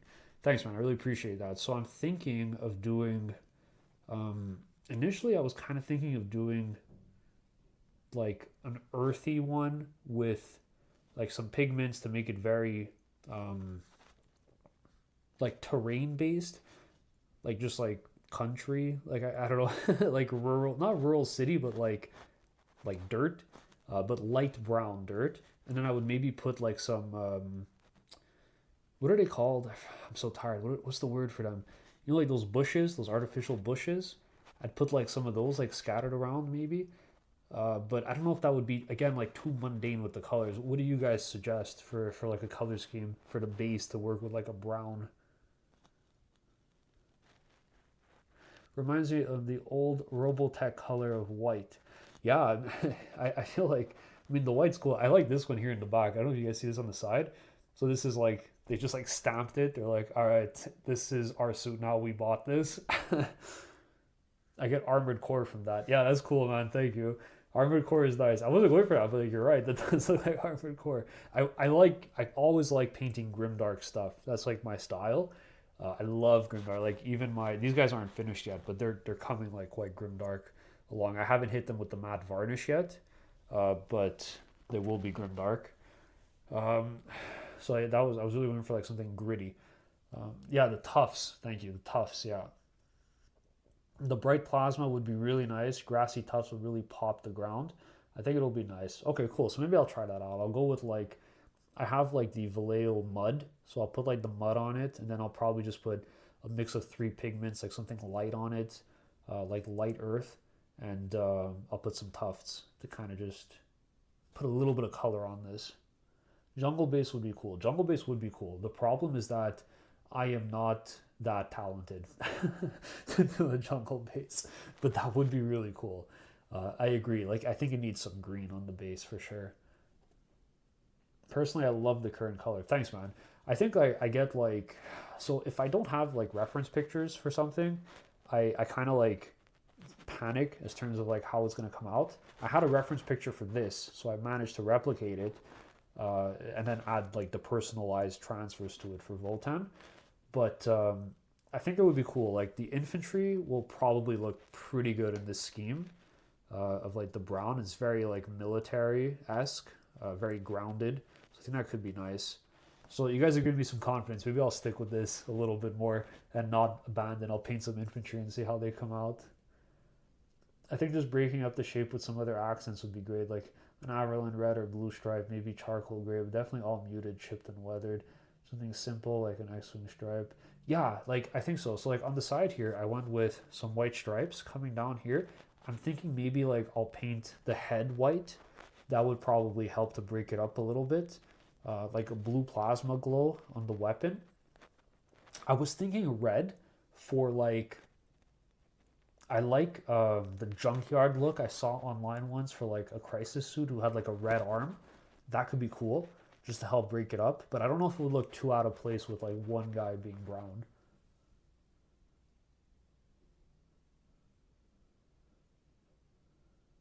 Weathered white like you have is dope, better than brown. Yeah, thanks, man. Yeah, I just tried to like break it up a little bit.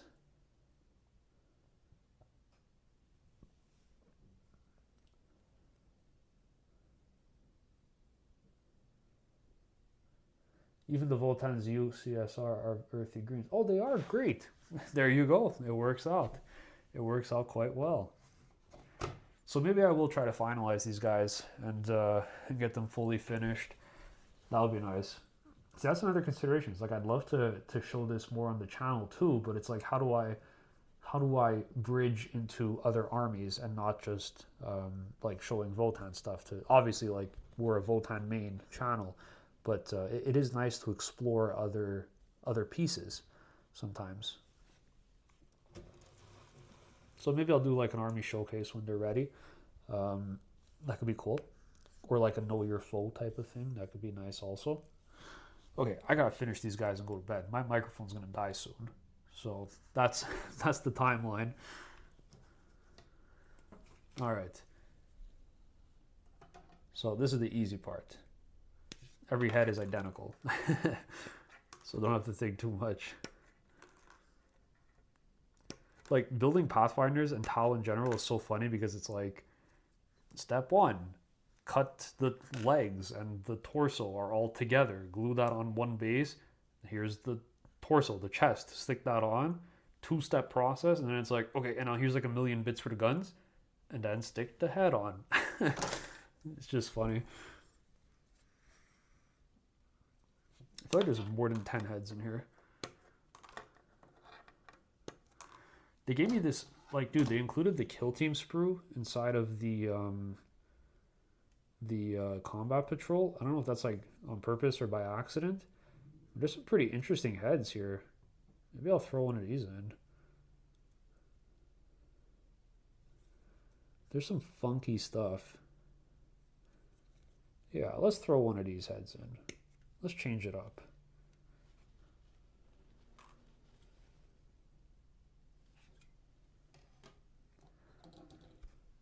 That's the league I chose, which is the URSR. So that's why I love that color. Yeah, dude, the USSR, fatigue, man. The URSR is very nice aesthetically as well. It could use some white edge highlighting though to give it more of a white appearance.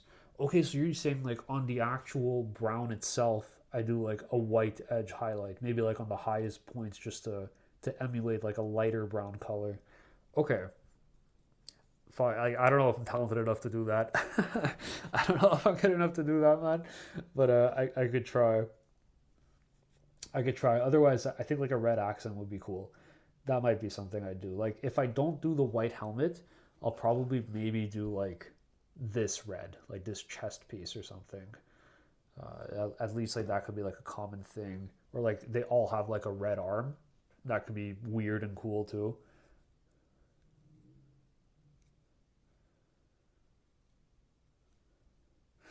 Where are all my heads? Oh, here they are. So I just need one more.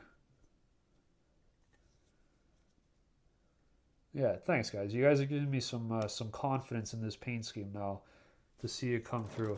I was all stressed, man. I was at work the other day. I was like working on my desk, and I was like, oh, man, just looking at like tile pictures, and I was like, man, like I don't know about this paint scheme. I think I want to go blue. Like I need something that pops a little bit more on the table. And then I was looking it up, and I was like, oh, do I have like rust gray? Do I have like I had like all the colors for the Tempestus Scions because I painted them for like a small project, like just like a one-off combat patrol, or to start collecting box, I should say. Sorry, like the old one. So I had those colors, and I was like, oh, is it a bit too bright? I don't know. But I think this one's nice. I do agree. Like the brown drew me in for a reason. So it's gonna be cool to have everything painted up. The basing I gotta figure out though. I'll definitely put green tufts. It's just how much greenery do I put? Do I make it like a forest? Do I try to make it a jungle? I don't think I could do a jungle. Definitely do not have the skills for that. But and I also like it simple. You know, like you put some pigments, you mix them up, you solidify them, a couple tufts, and that's that.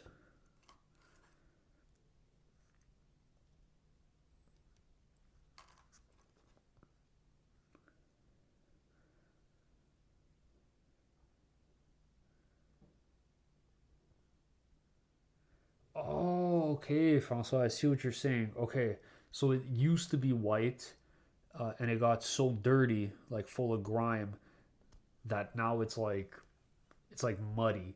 It's like tarnished. Okay, I understand.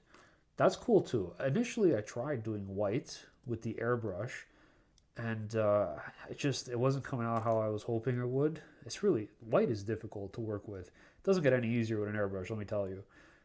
So I was working with that, and I ended up going with like the white highlight and quotations through the stickers, the transfer sheets. Oh my god, guys, 291 views. Are we gonna hit 300 before these pathfinders are done?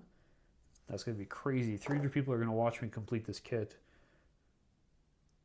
You see, GW, I'm good enough for a sponsorship.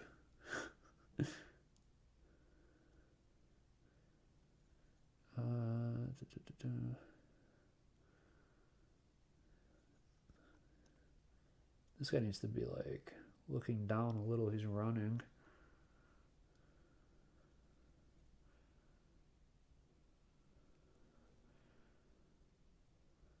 Yeah, they look really cool. Like Tau have really cool infantry. Can't even lie.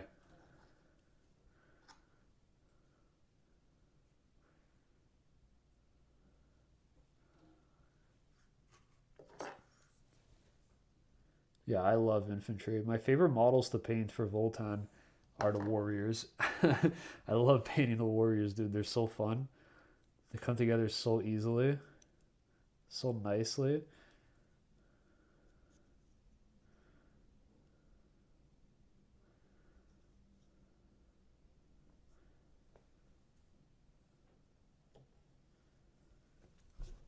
Manually painting white chips, scratches with a white edge highlight, as well as staining the white decals would help bring that look together without a full repaint.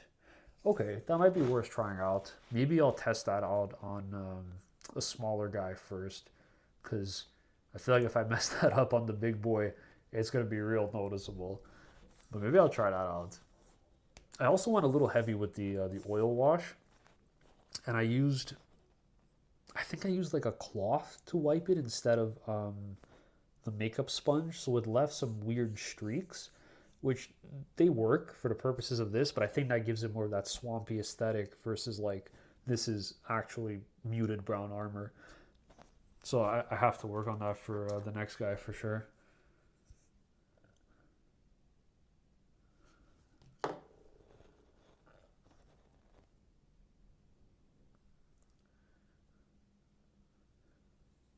What about you guys? What are your favorite models? What are some of your like, if you had to pick your top Votan model, what would it be? Somebody asked me this before and I forgot to ask them back.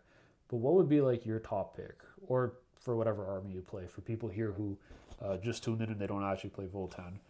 I'm kind of really liking these Pathfinders. I'm a big fan of Breachers too. Broadsides though are my favorite Tau units, hands down.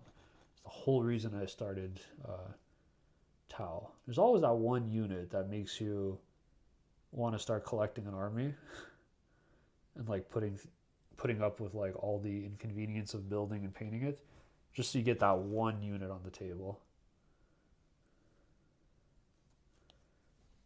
Land Fortress for Votan, says Francois, but I love my Eldar Wraith unit. Dude, the Eldar Wraith units are nice.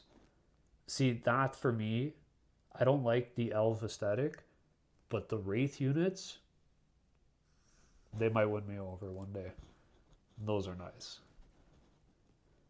And like you already know, there's definitely going to be a Wraith Guard or like Wraith whatever detachment in the codex that comes out. Like 100%.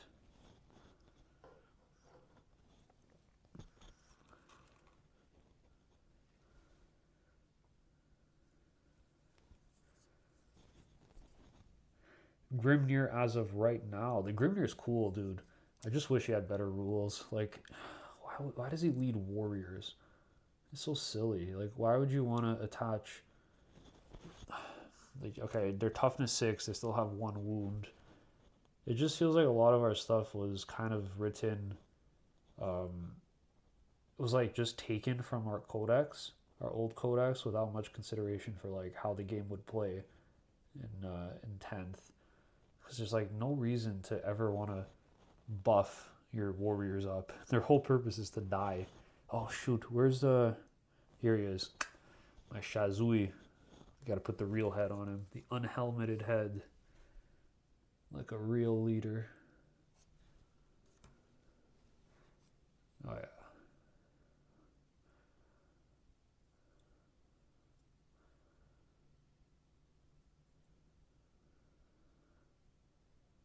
This guy looks cool, dude.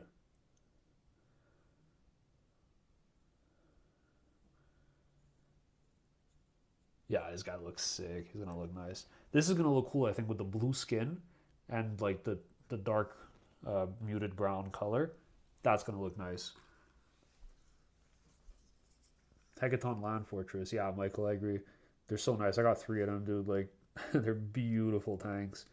I love the industrial aesthetic, like the mining company look. It's so good.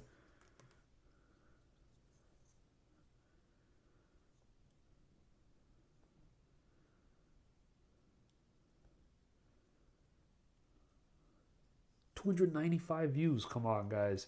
We gotta hit 300.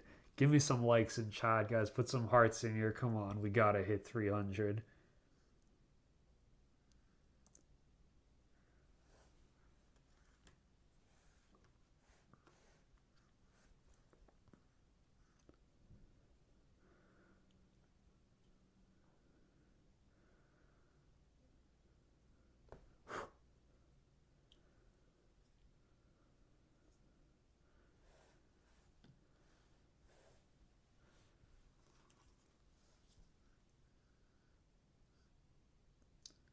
You totally give it a try for. Yeah, I think I'm gonna try it out first and see how it looks. Definitely. I don't want to risk it. Don't want to be too rash. Too rash. Yeah, too rash. Oh my god, that's awesome. 296 when I got these guys done. Absolute favorite, Ancestors Wrath E-Champ. Gorgeous model. I don't have it. I don't have it. I was gonna say it's the only model I don't have. Is that the only model I don't have? Yeah, that's the only model I don't have for Voltan. Oh, and there was like a limited edition Cal who was in a different pose, where it was like a named Cal, but he doesn't actually have stats or rules. I have everything except for those 2 pieces. But she is a gorgeous model too, like holding the shield, really sweet.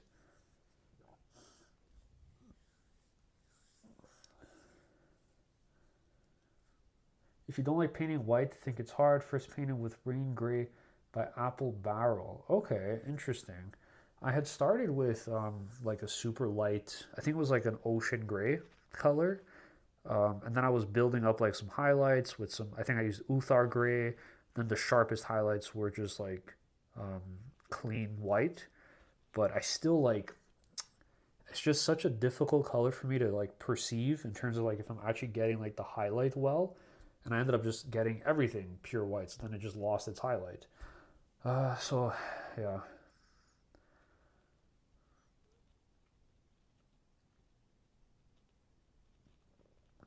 I also realized that I'm very silly. I am looking at the stat for.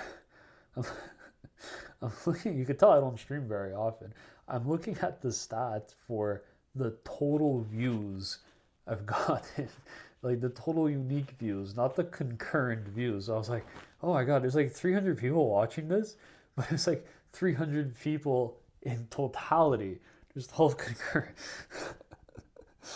Oh my god, so silly. So silly. Like, that's crazy.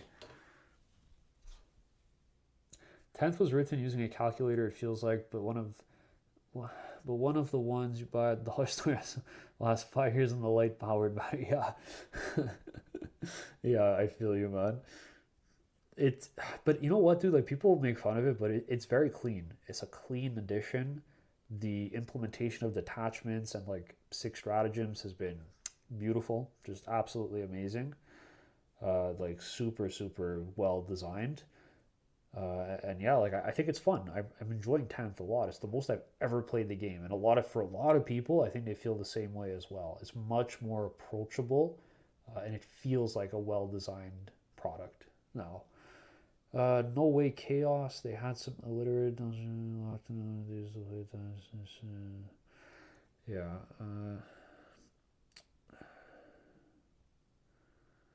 Yeah. I think tenth has been overall quite enjoyable for me. Okay, so I think all that's left are these little antennas, and then I'm done. That's it. Let's do it. One,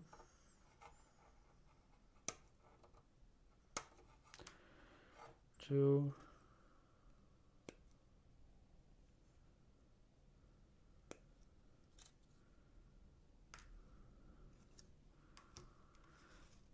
I don't know, Francois. I think I disagree with you, man. Like, I feel like some of those other editions were a little crazy.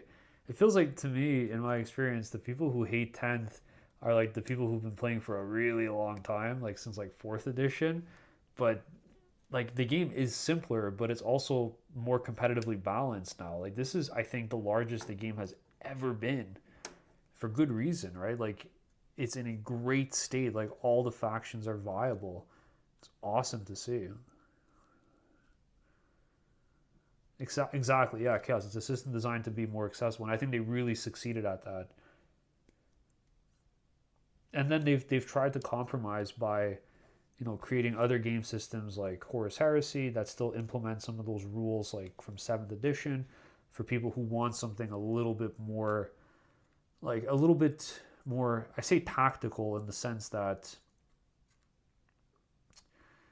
there's a little bit more going on in terms of rules. But the game of 40K is quite tactical right now. One, two, three, four, five, six. I'm missing two more of these. I guess just one more. Yeah, I think I'm just missing one. I don't think this guy needs an antenna. Oh, he does have one. So I need two more. Did they not give me enough antennas? That's weird.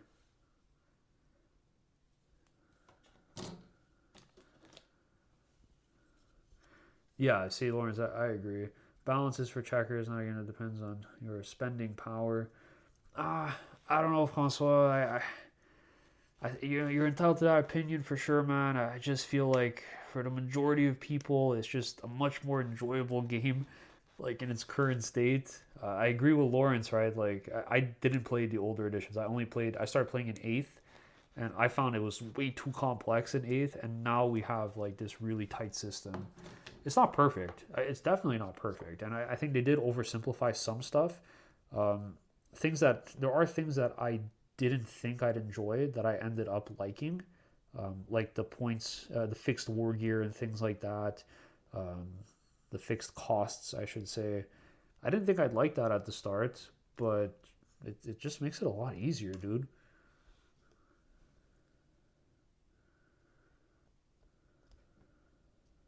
It's interesting that you don't like it. I've noticed that a lot of the complaints I've seen are from people who've been playing the game for like a really long time. But I don't know, man. I just think it's good. Like Francois, do you play like competitively mostly? Do you play more like narrative, like more crusade? What's like your style of what's your style of gaming? Because I think that might have an impact as well.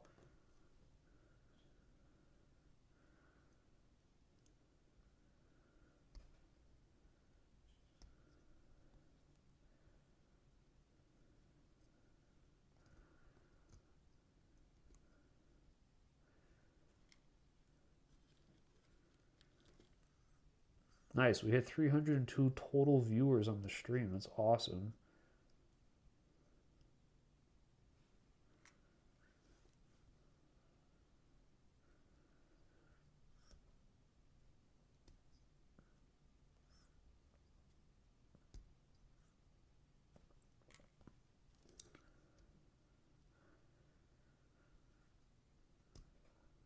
I see chat moving, but hold on. I want to finish these antennas before I look up.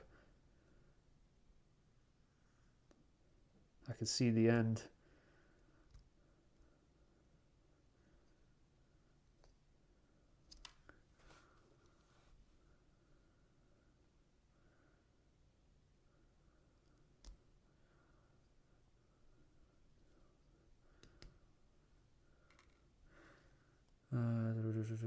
Nobody's forcing you to play 10th. You want to play an older edition because you find it more enjoyable. Have fun with those. Please don't shit on an entire edition just because you don't like it.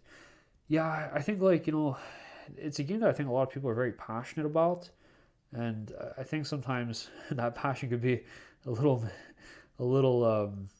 misplaced. But like, if you look, I think, like, objectively speaking, if you look at the numbers, you look at the amount of engagement, you look at the amount of revenue the company's making, the amount of players that are playing, the amount of tournaments that are happening, it's an all-time high. So something is working, right?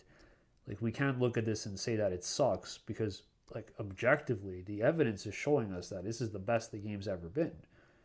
Now, at what cost? I would say that it's lost a lot of flavor, 100%. But is that compromise worth getting a rule set that's tight enough that we could actually have good balanced tournaments with? I think so, personally. But you know what I will say? I think Crusade is too tame. I tried Crusade out, and I think that should be where, like, balls to the wall, so to speak, right? Like, I think they should go crazy with Crusade rules. There should be new missions that do, like, these crazy cool things. It should be very fluffy. It should be very thematic. I think that's where they should have put everything. And it just feels like with Crusade, it feels like a bit of an afterthought from my experience. It just feels like competitive 40K, but with, like, a little bit of customization added in.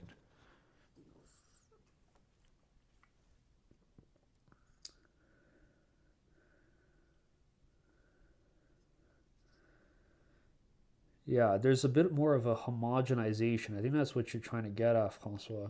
There's a bit more homogenization in things and the simplification. But that's part of, I think, being able to create a more balanced gaming space.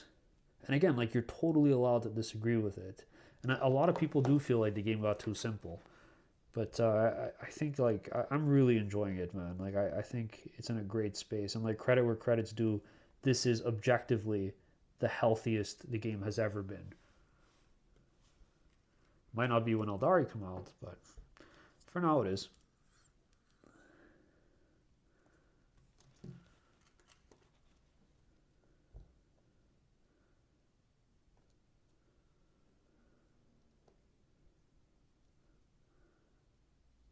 Why is this not sticking?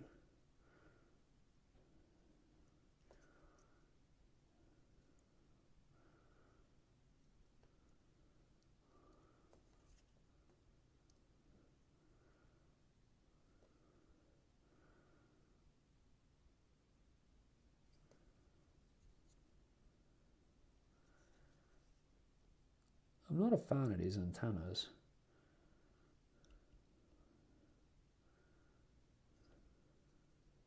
I'm not a fan of these antennas, man.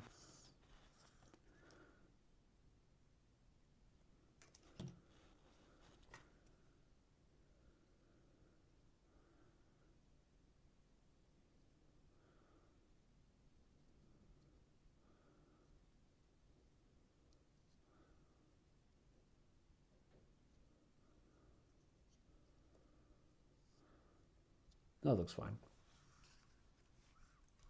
How's my mic doing? All right, we got a little bit of battery left. I think I could finish this.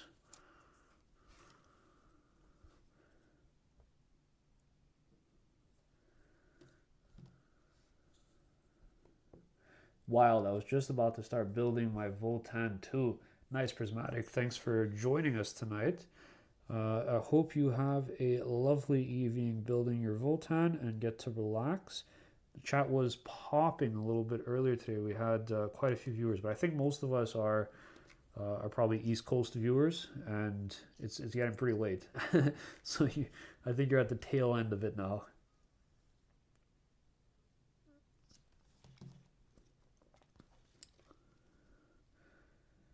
Oh, I think I've been putting these in backwards. No, I haven't. Okay.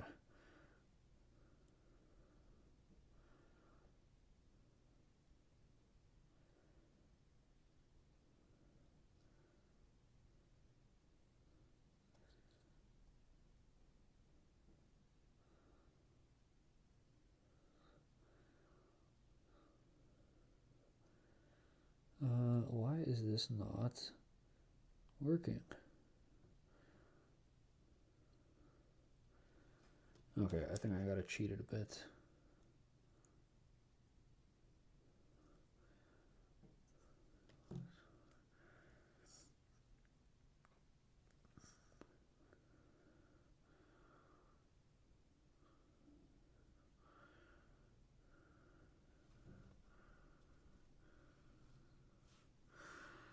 Okay, let's do one more and then I'll take a look at chat.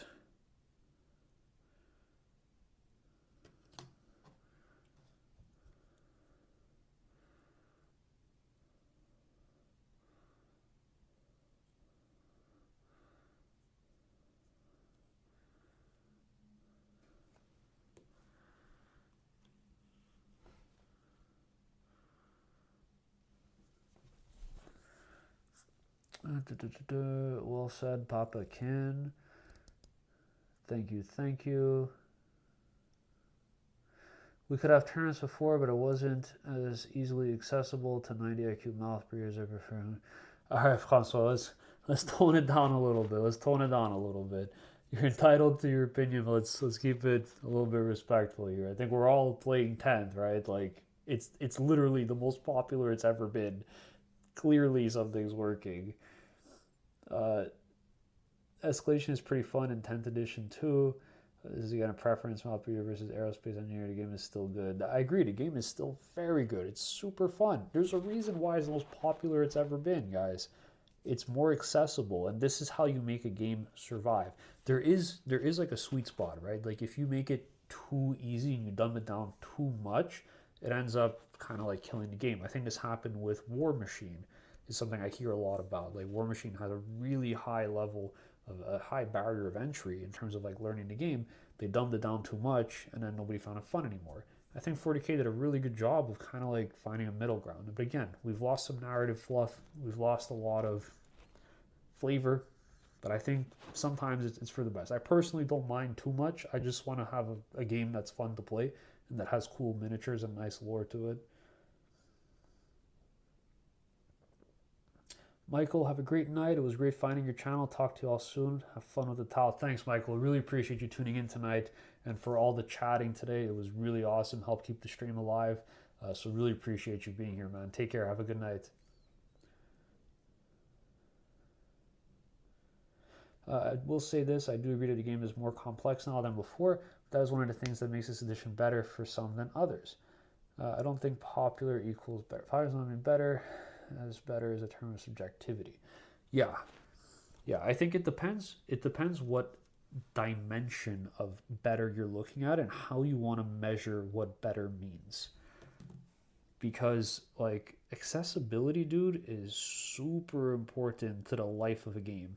You need new people to be coming into your hobby, or else your game is gonna die. And they did a great job of doing that, and they still did it in a way that's fun. Like it's not perfect, right? Like we complain a lot about some stuff, but did I cut an extra one?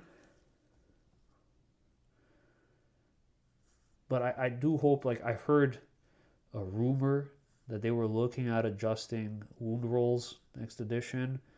I don't think that should go. Like I look at AOS and to me that feels like a little too simple for me to be interested in. There's like fewer things going on. I wasn't a big fan. Maybe I'm wrong. I never played it, but that was a big reason I didn't want to join it. So I think we are definitely looking at a like a more simpler form of the game. But I just hope they keep going in a healthy balance that uses the two appropriately. You don't want to make it too simple, but you don't want to make it too variable either, too unbalanced. There's a trade-off.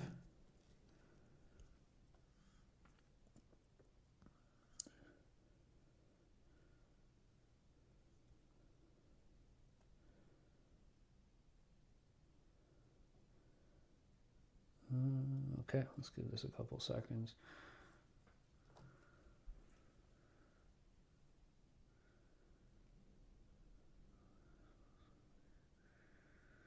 Okay, guys, it looks like we made it to 308 total views. It's currently 12:40 a.m. I am exhausted, and I have finally, with that, oh, not quite. His antenna just fell. Hold on. Hold on.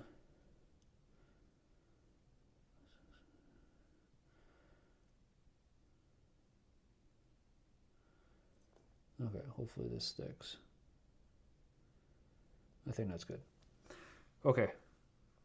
I think, guys, we are gonna end the stream here. I finally finished 10 Pathfinders, and it took 3.5 hours. So, a very productive hobby night in the end. Yeah. So I want to thank you guys so much for tuning in, for the 6 people that are still here. Really appreciate you guys contributing to the stream and just making it really fun. It's only fun if I get to talk to you guys, so if nobody's talking, I'm just sitting here building.